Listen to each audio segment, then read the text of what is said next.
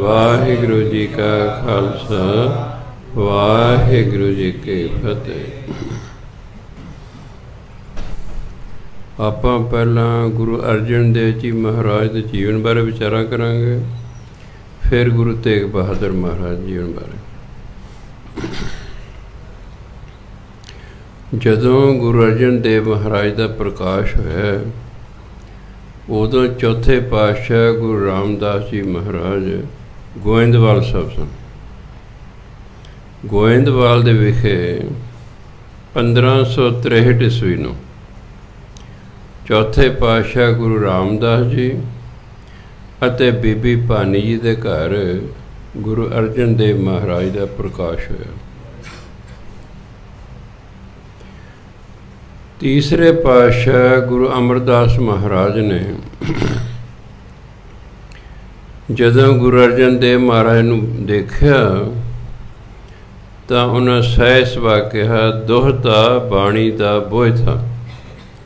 ਦੋਹਤਾ ਲੜਕੀ ਦਾ, ਲੜਕੇ ਨੂੰ ਕਹਿੰਦੇ ਦੋਹਤਾ।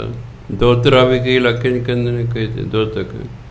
ਬੋਹਿਥਾ ਜਹਾਜ਼ ਨੂੰ ਕਹਿੰਦੇ ਨੇ ਵੀ ਮੇਰਾ ਜਿਹੜਾ ਦੋਹਤਾ ਹੈ ਇਹ ਬਾਣੀ ਦਾ ਜਹਾਜ਼ ਤਿਆਰ ਕਰੇਗਾ।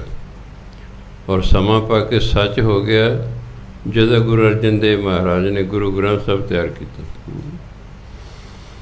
ਸੋ ਕਿਸੇ ਇਨਸਾਨ ਨੇ ਵੱਡੇ ਹੋ ਕੇ ਕੀ ਬਣਨਾ ਉਹ ਪਹਿਲੇ ਲਿਖਿਆ ਹੁੰਦਾ ਹੈ, ਤਾਂ ਹੀ ਉਹਨਾਂ ਭਵਿੱਖਬਾਣੀ ਕੀਤੀ ਨਾ। ਇੱਕ ਹੁੰਦਾ ਵਰ ਦੇਣਾ, ਜਿਵੇਂ ਪੰਚਮ ਪਾਤਸ਼ਾਹ ਦੇ ਘਰ 6 ਸਾਲ ਹੋ ਗਏ ਵਿਆਹ ਨੂੰ, ਬੱਚਾ ਨਹੀਂ ਹੋ ਰਿਹਾ। ਫਿਰ ਪੰਚਮ ਪਾਤਸ਼ਾਹ ਨੇ ਆਪਣੀ ਸੁਪਤਨੀ ਬੀਬੀ ਗੰਗਾ ਜੀ ਨੂੰ ਭੇਜਿਆ ਬਾਬਾ ਬੁੱਢਾ ਜੀ ਕੋਲ ਵੀ ਉੱਥੇ ਜਾਓ, ਉਹ ਤੁਹਾਨੂੰ ਵਰ ਦੇਣਗੇ। ਫਿਰ ਬਾਬਾ ਬੁੱਢੇ ਨੇ ਵਰ ਦਿੱਤਾ। ਇੱਕ ਹੁੰਦਾ ਵਰ ਵੀ ਭਾਗਾਂ 'ਚ ਹੈ ਨਹੀਂ ਤੇ ਵਰ ਦਿੱਤਾ ਹੈ। ਇੱਕ ਪਹਿਲੇ ਹੀ ਭਾਗਾਂ 'ਚ ਹੈਗਾ, ਉਹਦੇ ਭਵਿੱਖਬਾਣੀ। ਸੋ ਤੀਸਰੇ ਪਾਤਸ਼ਾਹ ਨੇ ਗੁਰੂ ਅਰਜਨ ਦੇਵ ਮਹਾਰਾਜ ਨੂੰ ਵੇਖ ਕੇ ਭਵਿੱਖਬਾਣੀ ਕੀਤੀ, ਦੋਹਤਾ ਬਾਣੀ ਦਾ ਬੋਹਿਥਾ, ਵੀ ਮੇਰਾ ਜਿਹੜਾ ਦੋਹਤਾ ਹੈ ਨਾ ਬਾਣੀ ਦਾ ਜਹਾਜ਼ ਤਿਆਰ ਕਰੇਗਾ। ਜਦੋਂ ਆਪ ਜੀ 18 ਸਾਲ ਦੇ ਹੋਏ, ਕਿਉਂਕਿ ਚੌਥੇ ਪਾਤਸ਼ਾਹ ਦੇ 3 ਸਾਹਿਬਜ਼ਾਦੇ ਸਨ। ਸਭ ਤੋਂ ਵੱਡਾ ਪ੍ਰਿਥੀ ਚੰਦ ਸੀ ਅਤੇ ਸਭ ਤੋਂ ਛੋਟੇ ਗੁਰੂ ਅਰਜਨ ਦੇਵ ਮਹਾਰਾਜ ਸਨ। ਪ੍ਰਿਥੀ ਚੰਦ ਸੰਸਾਰਿਕ ਤੌਰ 'ਤੇ ਤਾਂ ਬਹੁਤ ਸਿਆਣਾ ਸੀ, ਪਰ ਅਧਿਆਤਮਿਕ ਤੌਰ 'ਤੇ ਉਹ ਪਹੁੰਚਿਆ ਹੋਇਆ ਨਹੀਂ ਸੀ, ਕਿਉਂਕਿ ਗੁਰੂ ਬ੍ਰਹਮ ਗਿਆਨੀ ਨੂੰ ਬਣਾਇਆ ਜਾ ਸਕਦਾ ਹੈ। ਕਿਉਂਕਿ ਬ੍ਰਹਮ ਗਿਆਨੀ ਨੇ ਪਰਮਾਤਮਾ ਨੂੰ ਵੇਖਿਆ ਹੁੰਦਾ ਹੈ, ਪਰਮਾਤਮਾ ਨੂੰ ਜਾਣਿਆ ਹੁੰਦਾ ਹੈ, ਉਹੀ ਆਪਣੇ ਸ਼ਿਸ਼ਿਆਂ ਨੂੰ ਉੱਥੋਂ ਤੱਕ ਲਿਜਾ ਸਕਦਾ ਹੈ।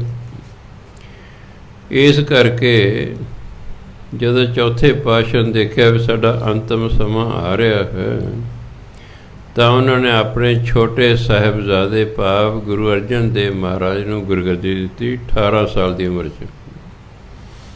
ਉਦੋਂ ਸਾਰਾ ਪਰਿਵਾਰ ਅੰਮ੍ਰਿਤਸਰ ਰਹਿੰਦਾ ਸੀ, ਕਿਉਂਕਿ ਗੁਰੂ ਨਾਨਕ ਦੇਵ ਜੀ ਮਹਾਰਾਜ ਨੇ ਜਦੋਂ ਭਾਈ ਲਹਿਣਾ ਜੀ ਨੂੰ ਗੁਰਗੱਦੀ ਦਿੱਤੀ ਤਾਂ ਗੁਰੂ ਅੰਗਦ ਦੇਵ ਮਹਾਰਾਜ ਕਹਿੰਦੇ ਵੀ ਇੱਥੇ ਸਾਡੇ ਜਿਹੜੇ ਸਪੁੱਤਰ ਨੇ ਤੁਹਾਡੇ ਨਾਲ ਈਰਖਾ ਕਰਨਗੇ, ਤੁਸੀਂ ਖਡੂਰ ਸਾਹਿਬ ਚਲੇ ਜਾਓ।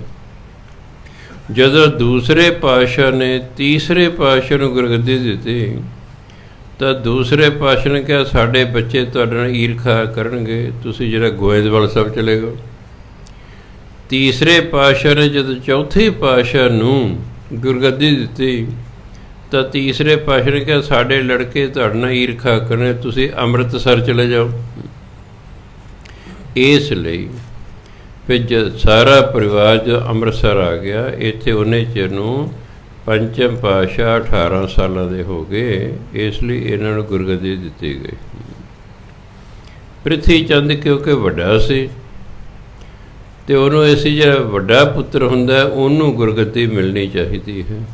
ਇਹ ਕੋਈ ਰਾਜਾਸ਼ਾਹੀ ਨਹੀਂ ਕਿ ਵੱਡੇ ਪੁੱਤਰ ਨੂੰ ਰਾਜ ਮਿਲੇਗਾ, ਇਹ ਤਾਂ ਧਰਮ ਦਾ ਤਾਂ ਸੰਬੰਧ ਹੀ ਹੋ ਰਿਹਾ। ਇੱਥੇ ਤਾਂ ਯੋਗਤਾ ਵੇਖੀ ਜਾਂਦੀ ਹੈ ਵੀ ਕੌਣ ਸੰਸਾਰਕ ਅਤੇ ਅਧਿਆਤਮਿਕ ਤੌਰ 'ਤੇ ਯੋਗ ਹੈ, ਉਸੇ ਨੂੰ ਗੁਰਗੱਦੀ ਦਿੱਤੀ ਜਾਂਦੀ ਹੈ। ਇੱਥੇ ਕੋਈ ਪੁੱਤਰ ਦਾ ਜਾਂ ਹੋਰਾਂ ਦਾ ਲਿਹਾਜ਼ ਨਹੀਂ ਕੀਤਾ ਜਾਂਦਾ। ਜਿਹੜਾ ਯੋਗ ਹੁੰਦਾ ਉਹਨੂੰ ਦਿੱਤੀ ਜਾਂਦੀ ਹੈ।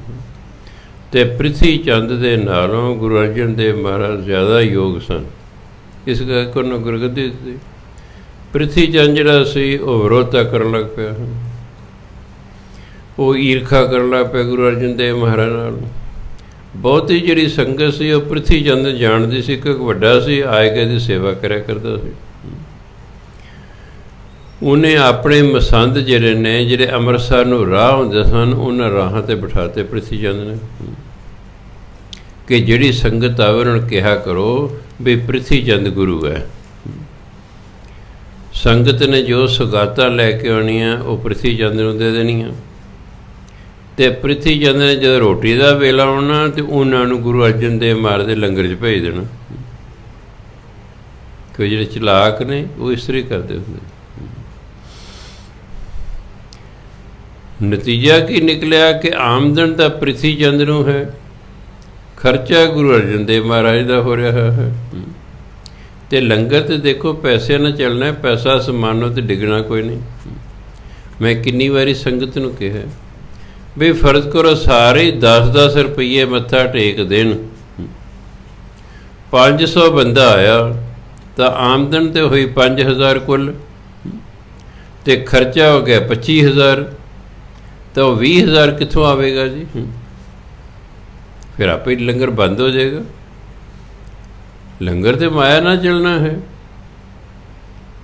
ਕੋਈ 10 ਰੁਪਏ ਟੇਕਣ ਵਾਲਾ ਵੀ ਨਹੀਂ ਹੁੰਦਾ, ਉਂਝ ਹੀ ਹੁੰਦਾ, ਰੁਪਈਆ ਟੇਕਣ ਵਾਲਾ ਹੁੰਦਾ ਹੈ। ਇਹ ਤਾਂ ਕੁਝ ਲੋਕ ਜਿਹੜੇ ਨੇ ਦਾਨੀ ਹੁੰਦੇ ਨੇ, ਕੋਈ 500 ਦੇ ਗਿਆ, ਕੋਈ 1000 ਦੇ ਗਿਆ, ਉਹਦੇ ਨਾਲ ਲੰਗਰ ਚੱਲਦਾ ਹੈ। ਤੁਹਾਡੇ 10-10 ਰੁਪਏ ਨਾਲ ਤਾਂ ਚੱਲਦਾ ਕੋਈ ਨਹੀਂ। ਤੁਸੀਂ 10 ਮੱਥਾ ਟੇਕਿਆ, 40 ਰੁਪਏ ਦੇ ਲੰਗਰ ਛਕ ਕੇ ਚਲੇ ਗਏ, 30 ਰੁਪਏ ਗੁਰਦੁਆਰੇ ਨੂੰ ਪੈ ਗਿਆ ਘਾਟਾ। ਸੋਚਣ ਵਾਲੀ ਗੱਲ ਹੈ। ਜਿਨ੍ਹਾਂ ਦੀ ਆਰਥਿਕ ਹਾਲਤ ਠੀਕ ਹੋਵੇ, ਉਹ ਜਿਸ ਦਿਨ ਲੰਗਰ ਹੋਵੇ ਤਾਂ ਘੱਟ ਤੋਂ ਘੱਟ 50 ਰੁਪਏ ਮੱਥਾ ਟੇਕਣਾ ਚਾਹੀਦਾ ਵੀ ਅਸੀਂ ਦੇਗ ਵੀ ਖਾਣੀ ਹੈ ਅਤੇ ਲੰਗਰ ਵੀ ਛਕਣਾ ਹੈ, ਫਰਜ਼ ਬਣਦਾ ਹੈ। ਖੈਰ, ਹੁਣ ਆਮਦਨ ਹੈ ਨਹੀਂ ਗੁਰੂ ਅਰਜਨ ਦੇਵ ਮਹਾਰਾਜ ਨੂੰ, ਖਰਚਾ ਲੰਗਰ ਦਾ ਹੋ ਜਾਂਦਾ ਹੈ। 2 ਟਾਈਮ ਦੀ ਥਾਂ 'ਤੇ ਇੱਕ ਵਾਰੀ ਲੰਗਰ ਕਰ ਦਿੱਤਾ ਗਿਆ ਹੈ। ਇੱਕ ਵਾਰੀ ਵੀ ਔਖਾ ਕਿ ਫਿਰ ਛੋਲਿਆਂ ਦੀ ਰੋਟੀ ਦਾ ਲੰਗਰ ਕਰ ਦਿੱਤਾ ਗਿਆ ਹੈ। ਇਹਨੇ 'ਚ ਨੂੰ ਭਾਈ ਗੁਰਦਾਸ ਜੀ ਜਿਹੜੇ ਯੂਪੀ ਬਿਹਾਰ ਵੱਲ ਗਏ ਹੋਏ ਸਨ ਪ੍ਰਚਾਰ ਕਰਨ, ਉਹ ਵਾਪਸ ਆਏ। ਬਾਬਾ ਬੁੱਢਾ ਜੀ ਆਪਣੇ ਉੱਥੇ ਡੇਰੇ ਜਿੱਥੇ ਡੰਗਰ ਰੱਖਦੇ ਸਨ ਉੱਥੇ ਰਹਿੰਦੇ ਹੁੰਦੇ ਸਨ, ਇਸ ਲਈ ਬਾਬਾ ਬੁੱਢਾ ਜੀ ਨੂੰ ਵੀ ਨਹੀਂ ਪਤਾ। ਜਦੋਂ ਭਾਈ ਗੁਰਦਾਸ ਜੀ ਆਏ, ਉਹ ਬੀਬੀ ਭਾਨੀ ਦੇ ਭਰਾ ਲੱਗਦੇ ਸਨ, ਭਾਵ ਚੌਥੇ ਪਾਤਸ਼ਾਹ ਦੇ ਜਿਹੜੇ ਸਪਤਨੀ ਸੀ ਬੀਬੀ ਭਾਨੀ, ਉਹਦੇ ਭਰਾ ਸਨ। ਹੁਣ ਜਦੋਂ ਦੇਖਿਆ ਵੀ ਲੰਗਰ ਇਹ ਤਾਂ ਛੋਲਿਆਂ ਦੀ ਰੋਟੀ ਮਿਲਦੀ ਹੈ, ਭਾਈ ਗੁਰਦਾਸ ਜੀ ਕਹਿੰਦੇ ਭੈਣੇ ਵੀ ਗੱਲ ਕੀ ਹੈ ਵੀ ਗੁਰੂ ਦੇ ਲੰਗਰ ਛੋਲਿਆਂ ਦੀ ਰੋਟੀ ਮਿਲਦੀ, ਉਹ ਵੀ ਅਣ ਚੋਪੜੀ, ਕਾਰਨ ਕੀ ਹੈ? ਉਹਨੇ ਸਾਰੀ ਗੱਲ ਦੱਸੀ ਵੀ ਪ੍ਰਿਥੀ ਚੰਦ ਨੇ ਇਸ ਤਰ੍ਹਾਂ ਕੀਤਾ। ਕਹਿੰਦੇ ਕੋਈ ਗੱਲ ਨਹੀਂ। ਉਹਨਾਂ ਬਾਬਾ ਬੁੱਢੇ ਨੂੰ ਸੁਨੇਹਾ ਭੇਜਿਆ ਜਿਹੜੇ ਬੀੜ 'ਚ ਰਹਿੰਦੇ ਸਨ ਵੀ ਆਓ ਜੀ। ਉਹਨਾਂ ਨੂੰ ਸਾਰੀ ਗੱਲ ਦੱਸੀ ਵੀ ਇਹ ਪ੍ਰਿਥੀ ਚੰਦ ਇਸ ਤਰ੍ਹਾਂ ਕਰਦਾ।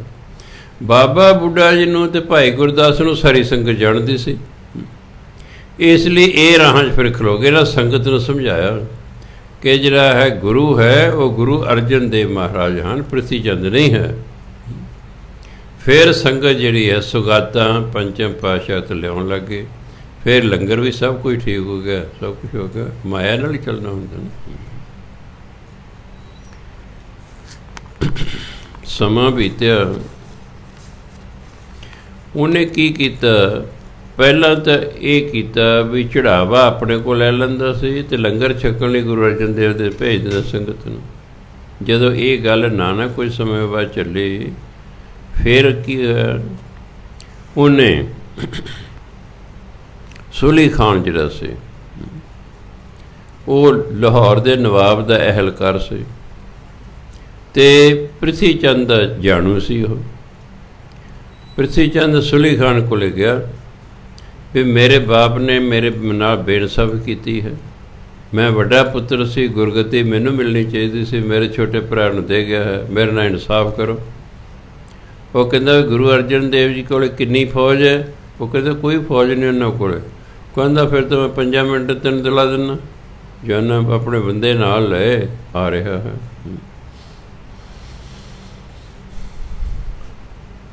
ਸੰਗਤ ਨੇ ਆ ਕੇ ਗੁਰੂ ਅਰਜਨ ਦੇਵ ਮਹਾਰਾਜ ਦੱਸਿਆ ਜੀ ਸੁਲੀ ਖਾਨ ਆ ਰਿਹਾ ਹੈ ਤੁਹਾਨੂੰ ਮਾਰਨ। ਉਹ ਕਹਿੰਦੇ ਕੋਈ ਗੱਲ ਨਹੀਂ। ਕਹਿੰਦੇ ਨਹੀਂ ਜੀ ਕੋਈ ਚਿੱਠੀ ਭੇਜਣੀ ਚਾਹੀਦੀ ਹੈ ਵੀ ਸਾਡਾ ਭਾਈ ਕੀ ਅਸੀਂ ਕੀ ਤੈਨੂੰ ਕਹਿ ਤੂੰ ਆ ਰਿਹਾ ਹੈ। ਗੁਰੂਆਂ ਕਹਿੰਦੇ ਨਹੀਂ ਕੋਈ ਚਿੱਠੀ ਨਹੀਂ ਭੇਜਣੀ। ਕਹਿੰਦੇ ਜੀ 2 ਬੰਦੇ ਭੇਜ ਦਿਓਗੇ ਵੀ ਸੁਲ੍ਹਾ ਕਰਾ ਦੇਣਗੇ। ਕਹਿੰਦੇ ਅਸੀਂ ਕੋਈ ਬੰਦੇ ਨਹੀਂ ਭੇਜਣਾ, ਪਰਮਾਤਮਾ ਜੋ ਕਰੇਗਾ ਠੀਕ ਕਰੇਗਾ, ਉਹਨੂੰ ਆ ਲੈਣ ਦਿਓ। ਰਾਹ ਦੇ ਵਿੱਚ ਜਿਹੜਾ ਸੀ ਪ੍ਰਿਥੀ ਚੰਦ ਦੇ ਸਹੁਰਿਆਂ ਦਾ ਪਿੰਡ ਸੀ ਹੇਰਾਂ। ਪ੍ਰਿਥੀ ਚੰਦ ਉਦੋਂ ਸਹੁਰੇ ਪਿੰਡ ਆਇਆ ਹੋਇਆ ਸੀ। ਪ੍ਰਿਥੀ ਚੰਦ ਦੇ ਸਹੁਰਿਆਂ ਨੇ ਆਵੇ ਪਾਏ ਹੋਏ ਸਨ ਇੱਟਾਂ ਬਣਾਉਣ ਲਈ। ਅੱਜ ਕੱਲ੍ਹ ਭੱਠਾ ਕਹਿੰਦੇ ਨੇ, ਪਹਿਲਾਂ ਕਿਉਂਕਿ ਪਾਥੀਆਂ ਦੇ ਨਾਲ ਉਹ ਪਕਾਏ ਜਾਂਦੇ ਸਨ, ਆਵੇ ਕਹਿਲਾਉਂਦੇ ਸਨ। ਜਦੋਂ ਸੁਲੀ ਖਾਨ ਆਇਆ ਪ੍ਰਿਥੀ ਚੰਦ ਕਹਿੰਦਾ ਵੀ ਆਓ ਤੁਹਾਨੂੰ ਆਵੇ ਵਿਖਾਈਏ, ਮੇਰੇ ਕਈ ਆਵੇ ਨੇ। ਘੋੜੇ 'ਤੇ ਚੜ੍ਹਿਆ ਹੋਇਆ ਸੁਲੀ ਖਾਨ ਚਲਿਆ ਗਿਆ। ਆਵੇ ਦੇ ਨਜ਼ਦੀਕ ਜਾ ਕੇ ਘੋੜਾ ਤਿਰਬਕ ਗਿਆ ਹੈ, ਤਿਰਬਕ ਕੇ ਆਵੇ ਦੇ ਵਿੱਚ ਡਿੱਗ ਪਿਆ। ਸੁਲੀ ਖਾਨ ਵੀ ਵਿੱਚ ਡਿੱਗ ਪਿਆ ਹੈ। ਘੋੜਾ ਅਤੇ ਸੁਲੀ ਖਾਨ ਦੋਨੋਂ ਸੜ ਕੇ ਮਰ ਗਏ। ਇਸ ਲਈ ਫਿਰ ਪ੍ਰਿਥੀ ਚੰਦ ਦੀ ਕੋਈ ਪੇਸ਼ ਨਹੀਂ ਗਈ ਹੈਗੀ। ਜਦੋਂ ਗੁਰੂ ਅਰਜਨ ਦੇਵ ਮਹਾਰਾਜ 26 ਸਾਲਾਂ ਦੇ ਹੋਏ, ਅੱਜ ਕੱਲ੍ਹ ਜਿੱਥੇ ਕਰਤਾਰਪੁਰ ਜਲੰਧਰ ਜ਼ਿਲ੍ਹੇ 'ਚ ਹੈ, ਕਰਤਾਰਪੁਰ ਦੇ ਨੇੜੇ ਪਿੰਡ ਸੀ ਮੌ। ਮੌ ਪਿੰਡ ਦੇ ਵਿੱਚ ਗੰਗਾ ਦੇਈ ਦੇ ਨਾਲ, ਜਿਵੇਂ ਮਾਤਾ ਗੰਗਾ ਜੀ ਕਰਕੇ ਪ੍ਰਸਿੱਧ ਬਾਅਦ 'ਚ ਹੋਏ, ਗੰਗਾ ਦੇਈ ਦੇ ਨਾਲ ਪੰਚਮ ਪਾਤਸ਼ਾਹ ਦੀ ਸ਼ਾਦੀ ਹੋ ਗਈ। 5 ਸਾਲ ਹੋ ਗਏ ਵਿਆਹ ਨੂੰ, ਕੋਈ ਬੱਚਾ ਨਹੀਂ ਹੋ ਰਿਹਾ। ਅਤੇ ਜਿਹੜੀ ਪ੍ਰਿਥੀ ਚੰਦ ਦੀ ਘਰ ਵਾਲੀ ਹੈ ਕਰਮੋਂ, ਉਹ ਛੱਤ 'ਤੇ ਚੜ੍ਹ ਜਾਂਦੀ ਹੈ ਅਤੇ ਕਹਿੰਦੇ ਰਹਿੰਦੇ ਕੋਈ ਨਹੀਂ, ਗੁਰਗੱਦੀ ਦਾ ਤੁਸੀਂ ਲੈ ਲਈ, ਤੁਹਾਡੇ ਘਰ ਕਿਹੜਾ ਕੋਈ ਬੱਚਾ ਹੈ, ਤੁਹਾਡੇ ਮਰਨ ਤੋਂ ਬਾਅਦ ਸਾਨੂੰ ਫਿਰ ਗੁਰਗੱਦੀ ਮਿਲ ਜਾਣੀ ਹੈ। ਮਾਤਾ ਗੰਗਾ ਜੀ ਨੇ ਇੱਕ ਦਿਨ ਵੈਰਾਗ 'ਚ ਆ ਕੇ ਪੰਚਮ ਪਾਤਸ਼ਾਹ ਨੂੰ ਕਿਹਾ ਵੀ ਇਹ ਰੋਜ਼ ਤਾਨੇ ਮਿਹਣੇ ਦਿੰਦੀ ਰਹਿੰਦੀ ਹੈ ਵੀ ਤੁਸੀਂ ਲੋਕਾਂ ਨੂੰ ਦੁੱਧ ਪੁੱਤ ਦਿੰਦੇ ਹੋ, ਮੈਨੂੰ ਵੀ ਕੋਈ ਪੁੱਤਰ ਦੀ ਦਾਤ ਦੇ ਦਿਓ। ਤਾਂ ਗੁਰੂ ਅਰਜਨ ਦੇਵ ਮਹਾਰਾਜ ਨੇ ਮਾਤਾ ਗੰਗਾ ਜੀ ਨੂੰ ਕਿਹਾ ਵੀ ਤੁਸੀਂ ਨਾ ਬਾਬਾ ਬੁੱਢਾ ਜੀ ਕੋਲ ਜਾਓ। ਕਹਿੰਦੇ ਇਸ ਤਰ੍ਹਾਂ ਕਰਿਓ, ਮਿੱਸੇ ਪ੍ਰਸ਼ਾਦੇ ਬਣਾ ਲਿਓ, ਲੱਸੀ ਚਾਟੀ 'ਚ ਪਾ ਲਿਓ, ਦਹੀਂ ਲੈ ਜਾਓ, ਲੱਸੀ ਲੈ ਜਾਓ, ਅਚਾਰ ਲੈ ਜਾਓ, ਗੰਢਾ ਲੈ ਜਾਓ। ਵੀ ਜੱਟ ਜਿਹੜੇ ਲੋਕ ਨੇ ਖੇਤੀਬਾੜੀ ਕਰਨ ਵਾਲੇ, ਇਹਨਾਂ ਚੀਜ਼ਾਂ ਨੂੰ ਸਵੇਰ ਦੀ ਰੋਟੀ ਪਸੰਦ ਕਰਦੇ ਨੇ। ਮਾਤਾ ਗੰਗਾ ਜੀ ਨੇ ਮਿੱਸੇ ਪ੍ਰਸ਼ਾਦੇ ਬਣਾਏ, ਅਚਾਰ ਲਿਆ, ਪਿਆਜ਼ ਲਿਆ, ਜਿਹਨੂੰ ਪਾਕੇ ਦਾ ਗੰਢਾ ਕਹਿੰਦੇ ਨੇ, ਇੱਧਰ ਪਿਆਜ਼ ਕਹਿੰਦੇ ਨੇ। ਚਲੋ ਜੀ, ਰਥ ਲਿਆ ਹੈ, ਰਥ ਨਾਲ ਨੌਕਰਾਣੀ ਲਈ ਹੈ, ਸਮਾਨ ਰਥ 'ਤੇ ਧਰਿਆ ਜਾ ਰਹੇ ਨੇ। ਜਦੋਂ ਬਾਬਾ ਬੁੱਢਾ ਜੀ ਨੇੜੇ ਪਹੁੰਚੇ, ਰਥ ਨਾਲ ਉੱਡੀ ਮਿੱਟੀ। ਉਹਨਾਂ ਨਾਲ ਦਿਆਂ ਨੇ ਕਿਹਾ ਵੀ ਆ ਕੌਣ ਆ ਰਿਹਾ? ਅਤੇ ਨਾਲ ਦਿਆਂ ਕਿਹਾ ਮਹਾਰਾਜ ਜੀ ਗੁਰੂ ਕੇ ਮਹਿਲ ਆ ਰਹੇ ਨੇ, ਭਾਵ ਗੁਰੂ ਮਹਾਰਾਜ ਦੀ ਸਪਤਨੀ ਆ ਰਹੀ ਹੈ। ਉਹਨਾਂ ਸਹਿ ਸੁਭਾ ਕਿਹਾ ਮਹਿਲਾਂ ਨੂੰ ਕਿਹੜੀ ਭਾਜੜ ਪੈ ਗਈ ਹੈ। ਚਲੋ ਮਾਤਾ ਜੀ ਨੇੜੇ ਗਏ, ਕਹਿੰਦੇ ਬਾਬਾ ਜੀ ਪ੍ਰਸ਼ਾਦਾ ਛਕੋ। ਕਹਿੰਦੇ ਮਾਤਾ ਜੀ ਸਾਨੂੰ ਤਾਂ ਭੁੱਖ ਹੈ ਨਹੀਂ, ਮੈਂ ਤਾਂ ਪ੍ਰਸ਼ਾਦਾ ਛਕ ਚੁੱਕਾ, ਮੈਨੂੰ ਤਾਂ ਭੁੱਖ ਹੈ ਨਹੀਂ। ਮਾਤਾ ਜੀ ਮੋੜਤਾ ਉਸੇ ਤਰ੍ਹਾਂ ਹੀ ਉਦਾਸ ਹੋ ਕੇ ਵੀ ਵਰਤਾ ਕੋਈ ਮਿਲਿਆ ਨਹੀਂ ਹੈ, ਪ੍ਰਸ਼ਾਦਾ ਨਹੀਂ ਛਕਿਆ। ਆ ਕੇ ਪੰਚਮ ਪਾਤਸ਼ਾਹ ਨੂੰ ਕਹਿੰਦੇ ਵੀ ਉਹਨਾਂ ਤਾਂ ਪ੍ਰਸ਼ਾਦਾ ਹੀ ਨਹੀਂ ਛਕਿਆ ਨਾ ਕੋਈ ਵਾਰ। ਕਹਿੰਦੇ ਤੁਸੀਂ ਕਿਵੇਂ ਗਏ ਸੀ? ਕਹਿੰਦੇ ਮੈਂ ਇਸ ਤਰ੍ਹਾਂ ਸਾਜਿਓ, ਤੁਸੀਂ ਕਿਹਾ ਸਾਰਾ ਕੁਝ ਤਿਆਰ ਕੀਤਾ ਸੀ, ਰਥ 'ਚ ਬੈਠ ਕੇ ਨਾਲ ਨੌਕਰਾਣੀ ਲਈ ਸੀ। ਕਹਿੰਦੇ ਜਦੋਂ ਮੰਗਣ ਜਾਈਏ ਨਾ ਫਿਰ ਰਥਾਂ 'ਤੇ ਚੜ੍ਹ ਕੇ ਨਹੀਂ ਜਾਈਦਾ ਹੁੰਦਾ, जब मंगण जे फिर मंगतियां की तरह चाहिए होंगे, ऐ कर इस कल नूं फिर इसे तरह तैयार करें। फिर जिहड़ा तुर के जाई, अपने सिर ते लस्सी रखी, उत्ते रोटियां रखी, मक्खण रखें, प्याज रखें, तुर के जाई। जब तुर के गए तो बाबा जी ने कहा भी हाँ अज ठीक है। बाबा जी उठे कहते माता जी आ जाओ छेती, मैनू बहुत भुख लगी है। ये सुन के चलो माता जी ने हो गए अज खाओगे। बाबा बुढ़ा ने रोटी खान लग पे, ने प्याज उदों कुतरिया होया नहीं सी, साबत से। उन्हें गंढा लैके अपने गोडे ते रखिया तो उत्तों मुक्की मारी जोर नाल। कहते माता जी तुहाडे घर ऐसा सूरबीर योद्धा होवेगा जो दुश्मनों दे इस तरह सिर भन्नेगा जिवें गंढे का सिर भन्ने। चलो माता ने हो गया भी नाले का पुत्र होवेगा, नाले सूरबीर होवेगा, दुश्मनों का नाश करेगा। चलो माता जी खुश हो गए। तो अगले साल फिर उन्होंने घर 6वें पातशाह हरगोबिंद साहब का प्रकाश होया। गुरु बन के आप जी ने अमृत सरोवर जिहड़ा सी चौथे पातशाह ने खोदिया से, वो आला दुआला कच्चा सी। आप जी ने उसनूं पक्का करवाया। पक्का करवा के फिर आप जी ने सलाह की इहदे विच गुरुद्वारा साहब बनाई। ये गुरुद्वारा शब्द बहुत देर बाद चलिया है, मंदिर ही कहते हुंदे सन, इसलिए हरमंदर साहब ही कहते हैं, हरी का मंदिर। वे हरमंदर साहब बनाना है। आप जी का मित्र सी एक लाहौर का सूफी फकीर मियाँ मीर, आप जी ने उन्होंने बुलाया तो उहदे हथों नींह पत्थर रखाया हरमंदर साहब का। हरमंदर साहब का नींह पत्थर एक मुसलमान सूफी फकीर ने, जिसका नाम सी मियाँ मीर, उन्होंने ये नींह पत्थर रखे। हरमंदर साहब नूं तैयार हुंदियां 13 साल लग गए। 13 साल। उन्ने समय दे विच गुरु महाराज ने संतोख सरोवर की खुदाई करानी शुरू करती। नाल नाल जदों 6 फुट खुदाई हो गई, एक कोठा जिहा निकलिया है।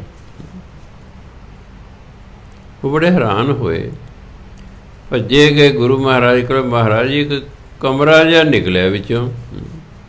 गुरु महाराज दिव्य दर्शन खिल के कहते उहदे अंदर ना एक साध बैठा, इट्टां आराम नाल हटाओ तुसीं। वड्डियां वड्डियां सलेटां लाइयां होईयां सन। हटाया, ऋषि का जिहड़ा है समाधि लगी हुई है। गुरु महाराज आए, उन्होंने सिर ते हाथ फेरिया, समाधि खुली है। समाधि खुली तो वो कहता कौन सा युग है? गुरु महाराज कहते कल युग है। फिर तो गुरु नानक का प्रकाश हो गया होगा। सिख कहते जी उन्होंने थां ते पंचम पातशाह ने। कहते मैं इसी समय की इंतज़ार कर रहा था। गुरु पूछा ऋषि तुहाडा नाम की? कहता मेरा संतोख दास मेरा नाम है। कदों दे इत्थे बैठे हो? कहते मैं द्वापर युग का बैठा। ध्यान देना, जदों समाधि लगती है ना, जिस चीज़ नूं गर्मी सर्दी लगनी दे भुख प्यास लगनी हुंदी है, वो तो शरीर चों निकल के सचखंड चली जाती। बाकी शरीर है, उन्होंने फिर ना भुख लगे, ना प्यास लगे, ना गर्मी लगे, ना सर्दी लगे, जिन्ना समा मर्जी बैठे रहो, जिन्ने चेर तुसीं समाधि दे विच। कहंदा मैं द्वापर युग दा बैठा। गुरु महाराज कहते भाई तू क्यों बैठे? कहंदा जी मेरे गुरु ने मैनू श्राप देता, मेरे तो अवज्ञा हो गई, हुक्म नहीं मन होया, मेरा गुरु नाराज हो गया ने मैनू श्राप देता। कहंदा मैं बड़े तरले कीते भी मन माफ़ कर दो। कहते नहीं, हुण तां कलयुग च गुरु नानक आउणगे, वो तैनूं माफ़ श्राप तो मुक्त करनगे, इसलिए कृपा करके मैनू श्राप तो मुक्त करो। गुरु महाराज कृपा की, फिर संतोख दा ऋषि ने शरीर त्याग दिता। फिर उस सरोवर का नाम संतोख सर रखा गया। फिर तरन तारण नगर वसाया, उत्थे सरोवर की खुदाई की। जिहड़ा उत्थों दे मुसलमान सन चौधरी, ਉਹ ਜਿਹੜੇ ਸਰੋਵਰ ਨੂੰ ਇੱਟਾਂ ਲਾਉਣੇ ਸੀ ਪੱਕਿਆਂ ਕਰ ਲਏ, ਉਹ ਚੱਕੇ ਲੈ ਗਏ, ਚੱਕੇ ਲੈ ਗਏ। ਸਿੱਖ ਕਹਿੰਦੇ ਜੀ ਅਸੀਂ ਫਿਰ ਖੋਹ ਖਾ ਕੇ ਲਿਆਈ, ਕਹਿੰਦੇ ਨਹੀਂ, ਇੱਕ ਸਮਾਂ ਆਵੇਗਾ ਇਹ ਇੱਟਾਂ ਇਸੇ ਸਰੋਵਰ ਨੂੰ ਲੱਗਣਗੀਆਂ, ਸਾਡੇ ਸਿੱਖ ਆਪੇ ਲਾਉਣਗੇ। ਅਤੇ ਸਮਾਂ ਪਿਆ, ਮਿਸਲਾਂ ਦਾ ਰਾਜ ਆ ਗਿਆ। ਫਿਰ ਸਿੱਖਾਂ ਨੇ ਉਸ ਮੁਗਲ ਦੀ ਹਵੇਲੀ ਜਿਹੜੇ ਉਹਨਾਂ ਇੱਟਾਂ ਨਾਲ ਬਣੀ ਉਹ ਢਾਈ, ਅਤੇ ਉਹ ਇੱਟਾਂ ਫਿਰ ਜਿਹੜੇ ਸਰੋਵਰ ਨੂੰ ਲਾਈਆਂ, ਤਰਨ ਤਾਰਨ ਦੇ ਸਰੋਵਰ। ਸਰੋਵਰਾਂ ਦੇ ਵਿੱਚ ਸਭ ਤੋਂ ਵੱਡਾ ਸਰੋਵਰ ਤਰਨ ਤਾਰਨ ਦਾ, ਜੋ 990 ਫੁੱਟ ਲੰਮਾ, 990 ਫੁੱਟ ਚੌੜਾ ਹੈ। ਖੈਰ ਤਰਨ ਤਾਰਨ ਨਗਰ ਵੀ ਵਸਾਇਆ ਅਤੇ ਸਰੋਵਰ ਕੱਚਾ ਤਿਆਰ ਕੀਤਾ। ਫਿਰ ਉਹਨਾਂ ਦਾ ਸਹੁਰਾ ਪਿੰਡ ਸੀ ਮੌ ਪਿੰਡ, ਉਹਦੇ ਨੇੜੇ ਉਹਨੇ ਕਰਤਾਰਪੁਰ ਨਗਰ ਵਸਾਇਆ। ਜਦੋਂ ਆਪਾਂ ਜਰਨੈਲੀ ਸੜਕ ਜਾਂਦੇ ਹਾਂ, ਜਲੰਧਰ ਜ਼ਿਲ੍ਹੇ 'ਚ ਪੈਂਦਾ ਕਰਤਾਰਪੁਰ, ਸੜਕ ਦੇ ਨੇੜੇ ਹੀ ਉੱਥੋਂ। 1621 ਈਸਵੀ ਦੇ ਵਿੱਚ ਹਰਿਮੰਦਰ ਸਾਹਿਬ ਤਿਆਰ ਹੋ ਗਿਆ ਹੈ। ਹੁਣ ਉੱਥੇ ਕੋਈ ਮੂਰਤੀ ਤਾਂ ਸਥਾਪਿਤ ਨਹੀਂ ਕੀਤੀ ਜਾ ਸਕਦੀ, ਕਿਉਂਕਿ ਸਿੱਖ ਧਰਮ 'ਚ ਮੂਰਤੀ ਪੂਜਾ ਮਨ੍ਹਾ ਹੈ।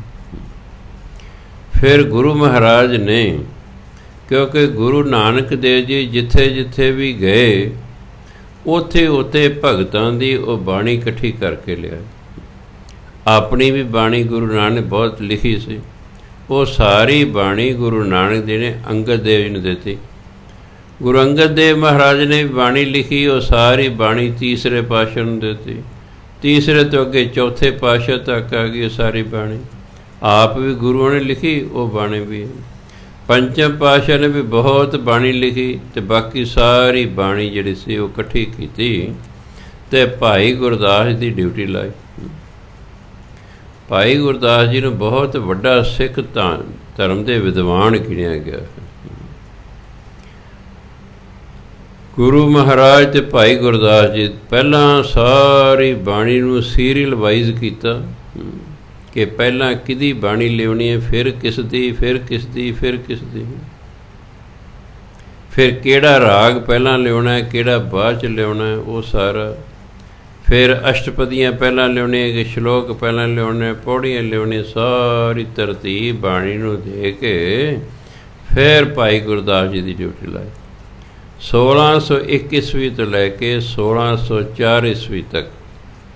1604 ਈਸਵੀ ਦੇ ਵਿੱਚ ਜਿਹੜਾ ਹੈ ਭਾਦਰੋਂ ਸੁਦੀ 1 ਨੂੰ ਸ਼੍ਰੀ ਗੁਰੂ ਗ੍ਰੰਥ ਸਾਹਿਬ ਤਿਆਰ ਹੋ ਗਏ।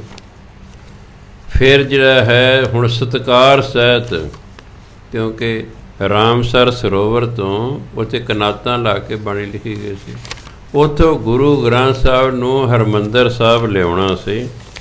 ਇਸ ਲਈ ਆਲੇ ਦੁਆਲੇ ਦੀ ਸੰਗਤਾਂ ਨੂੰ ਸੁਨੇਹੇ ਭੇਜਦੇ ਕਿ ਫਲਾਣੇ ਦਿਨ ਪਹੁੰਚੋ। ਸਰੋਵਰ ਤੋਂ ਲੈ ਕੇ ਜਿੱਥੇ ਕਨਾਤਾਂ ਲੱਗੀਆਂ ਹੋਈਆਂ ਸਨ, ਉੱਥੋਂ ਲੈ ਕੇ ਹਰਿਮੰਦਰ ਸਾਹਿਬ ਤੱਕ ਸਾਰੇ ਰਸਤੇ ਜਲ ਛਿੜਕਿਆ ਗਿਆ।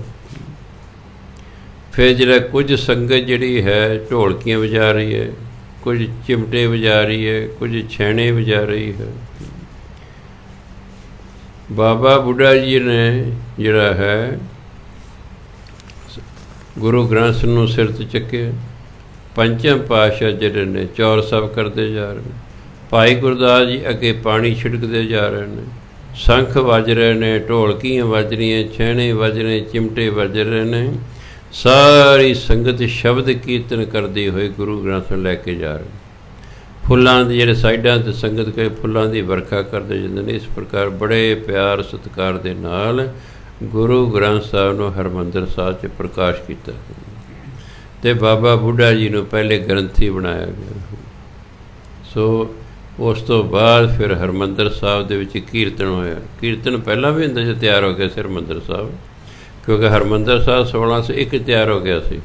1604 ਤੱਕ ਰੋਜ਼ ਕੀਰਤਨ ਹੁੰਦਾ ਸੀ ਉੱਥੇ ਹਰਿਮੰਦਰ ਸਾਹਿਬ ਦੇ ਵਿੱਚ। ਫਿਰ ਗੁਰੂ ਗ੍ਰੰਥ ਦਾ ਪ੍ਰਕਾਸ਼ ਹੋ ਗਿਆ ਅਤੇ ਫਿਰ ਸੰਗਤ ਜਿਹੜੀ ਹੈ ਉਹ ਕਾਫੀ ਉੱਥੇ ਜੁੜਨ ਲੱਗ ਪਈ, ਕਥਾ ਕੀਰਤਨ ਹੋਣ ਲੱਗ ਪਿਆ। ਇਸ ਤਰ੍ਹਾਂ ਹੀ ਜਦੋਂ ਦੇਖਿਆ ਵਿਰੋਧੀਆਂ ਨੇ ਕਿ ਗੁਰੂ ਮਹਾਰਾਜ ਦੀ ਬੜੀ ਚੜ੍ਹਾਈ ਹੋ ਰਹੀ ਹੈ, ਗੁਰੂ ਮਹਾਰਾਜ ਵੀ ਗੁਰੂ ਗ੍ਰੰਥ ਨੂੰ ਮੱਥਾ ਟੇਕਦੇ ਨੇ ਅਤੇ ਸਿੱਖ ਵੀ ਟੇਕਦੇ ਨੇ। ਭਾਵੇਂ ਗੁਰੂਆਂ ਨੇ ਗੁਰੂ ਗ੍ਰੰਥ ਸਾਹਿਬ ਲਿਖਿਆ, ਪਰ ਗੁਰੂ ਕਹਿੰਦੇ ਵੀ ਜਿਹੜੀ ਇਹ ਬਾਣੀ ਹੈ ਨਾ, ਇਹ ਸਾਡੀ ਨਹੀਂ ਹੈ, ਇਹ ਤੇ ਪਰਮਾਤਮਾ ਦੀ ਹੈ। ਇਹ ਬਾਣੀ ਪਰਮਾਤਮਾ ਦੀ ਹੈ, ਸਾਡੇ ਮੁਖ ਰਾਹੀਂ ਇਹ ਬਾਹਰ ਆਈ ਹੋਈ ਹੈ। ਭਾਵੇਂ ਇਹਨੂੰ ਆਪਾਂ ਗੁਰਬਾਣੀ ਕਹਿੰਦੇ ਹਾਂ, ਪਰ ਗੁਰੂ ਮਹਾਰਾਜ ਇਸ ਨੂੰ ਰੱਬੀ ਬਾਣੀ ਕਹਿੰਦੇ ਸਨ। ਉਹਨਾਂ ਨੇ ਆਪਣੇ ਨਾਲੋਂ ਬਾਣੀ ਨੂੰ ਵੱਧ ਮਹਾਨਤਾ ਦਿੱਤੀ। ਜਦ ਤੁਸੀਂ ਪੁਰਾਣੇ ਜ਼ਮਾਨੇ 'ਚ ਕੋਠਾ ਸਾਹਿਬ ਕਹਿੰਦੇ ਸੀ, ਜਿੱਥੇ ਸੁਖ ਆਸਣ ਕੀਤਾ ਜਾਂਦਾ, ਅਕਾਲ ਤਖਤ ਅੱਜ ਕੱਲ੍ਹ ਕਹਿੰਦੇ, ਉੱਥੇ ਕਮਰਾ ਬਣਿਆ ਹੋਇਆ, ਆਪ ਜੀ ਜਾਂਦੇ ਰਹਿੰਦੇ ਹੋ, ਕਦੇ ਨੋਟ ਕਰਿਓ, ਉੱਥੇ ਪਲੰਗ ਹੈ ਜਿਹਦੇ ਉੱਤੇ ਸੁਖ ਆਸਣ ਕੀਤਾ ਜਾਂਦਾ ਹੈ। ਉਹਦੇ ਹੇਠਾਂ ਇੱਕ ਸਪੈਸ਼ਲ ਚਾਦਰ ਵਿਛੀ ਹੋਈ ਹੈ। 1.5 ਸਾਲ ਗੁਰੂ ਮਹਾਰਾਜ ਜਿਉਂਦੇ ਰਹੇ। ਉਸ ਤੋਂ ਬਾਅਦ ਗੁਰੂ ਗ੍ਰੰਥ ਤਿਆਰ ਹੋਣ ਤੋਂ ਬਾਅਦ ਆਪ ਜੀ ਫਿਰ ਕਦੇ ਵੀ ਗੁਰੂ ਗ੍ਰੰਥ ਦਾ ਬਰਾਬਰੀ ਨਹੀਂ ਕੀਤੀ। ਰਾਤ ਨੂੰ ਜਦੋਂ ਸੌਂਦੇ ਸਨ, ਉਹ ਹੇਠਾਂ ਸੌਂਦੇ ਸਨ, ਨੀਵੇਂ ਥਾਂ 'ਤੇ ਸੌਂਦੇ ਸਨ, ਅਤੇ ਗੁਰੂ ਗ੍ਰੰਥ ਸਾਹਿਬ ਨੂੰ ਉੱਚੇ ਥਾਂ 'ਤੇ ਬਿਰਾਜਮਾਨ ਕਰਦੇ ਸਨ। ਕਹਿੰਦੇ ਸਾਡੇ ਤੋਂ ਵੱਡੇ ਨੇ। ਇਹੀ ਕਾਰਨ ਹੈ ਕਿ 10ਵੇਂ ਪਾਤਸ਼ਾਹ ਨੇ ਜਦੋਂ ਫਿਰ ਗੁਰੂ ਗ੍ਰੰਥ ਸਾਹਿਬ ਨੂੰ ਗੁਰਗੱਦੀ ਦੇਣੀ ਸੀ, 10ਵੇਂ ਪਾਤਸ਼ਾਹ ਨੇ ਵੀ ਗੁਰੂ ਗ੍ਰੰਥ ਸਾਹਿਬ ਨੂੰ ਮੱਥਾ ਟੇਕਿਆ ਸੀ, ਵੱਡੇ ਸਮਝ ਕੇ।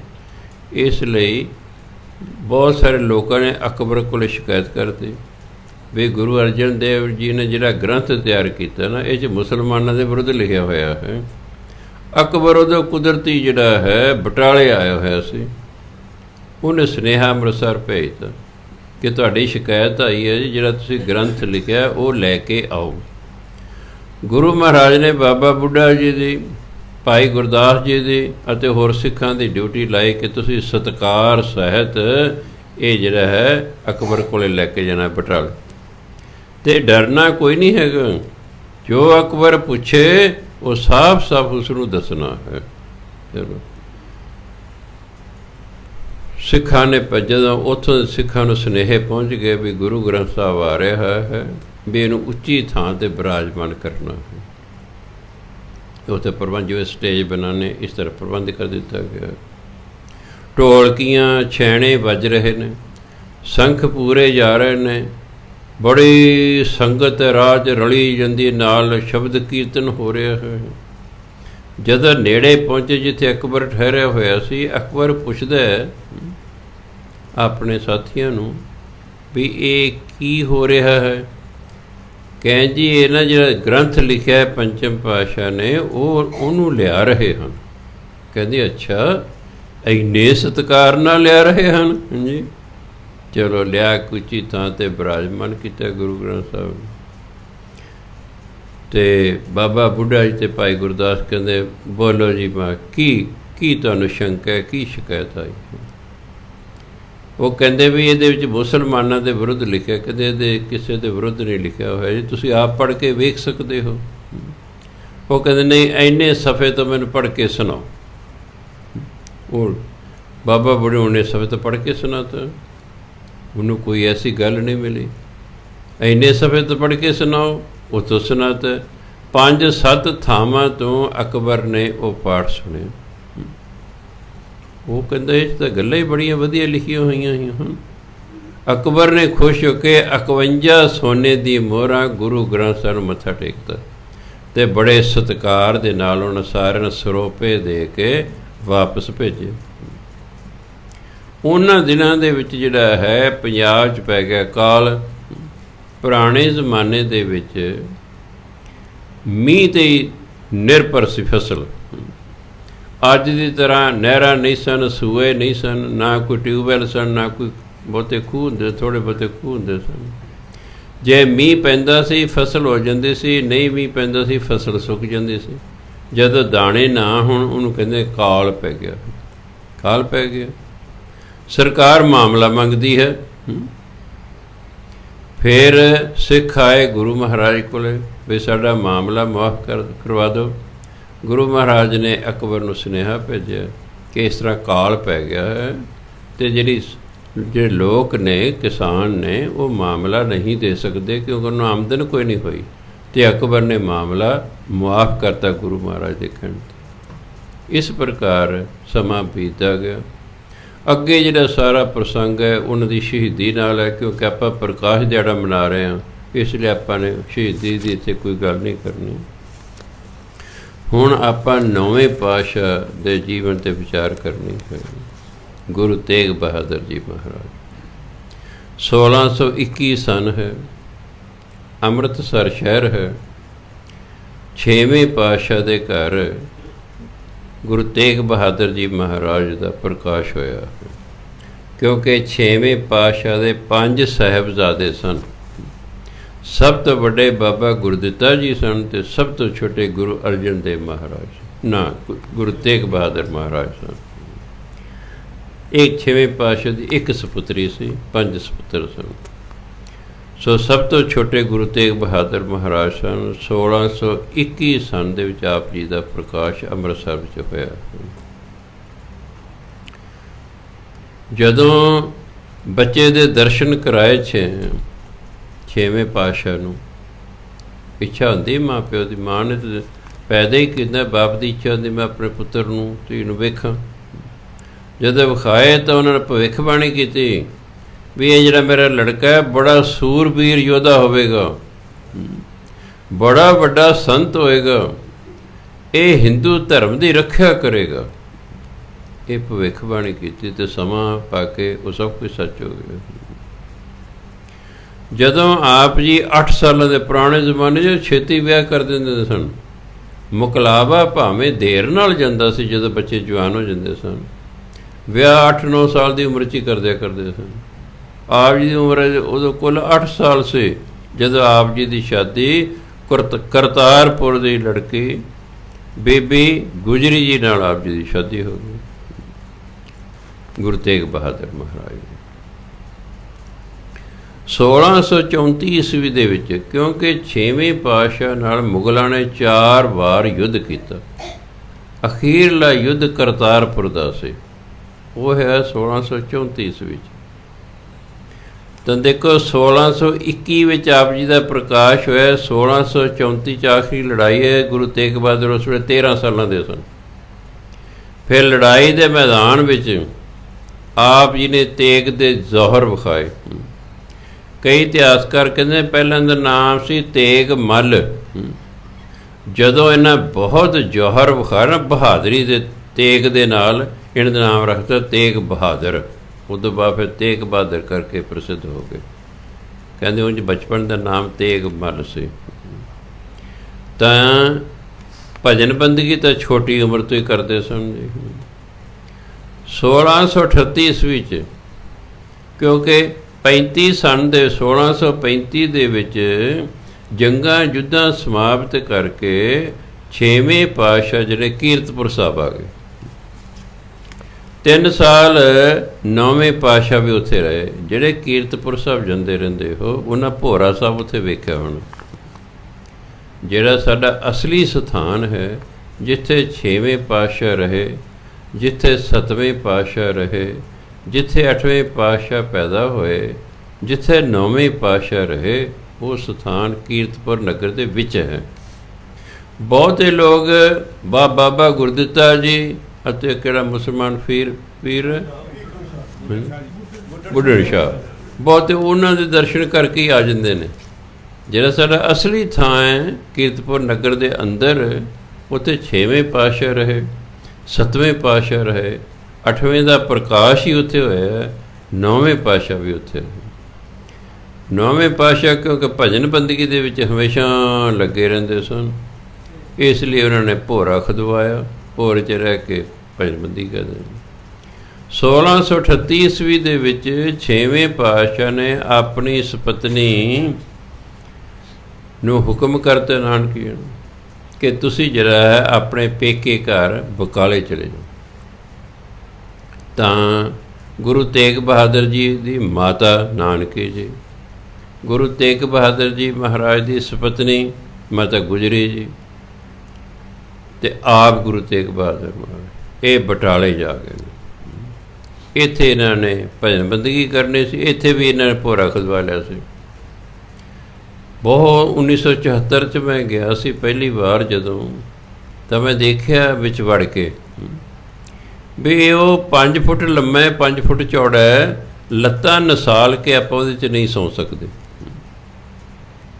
ਤੇ 9ਵੇਂ ਪਾਤਸ਼ਾਹ ਤੇ 26 ਸਾਲ 9 ਮਹੀਨੇ ਪੌਣੇ 27 ਸਾਲ ਭੋਰੇ 'ਚ ਰਹਿ ਕੇ ਤਪੱਸਿਆ ਕਰਦੇ ਭਜਮਦੀ।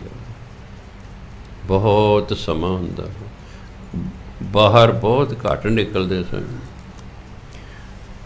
ਕੀ ਹੋਇਆ 1664 ਈਸਵੀ ਦੇ ਵਿੱਚ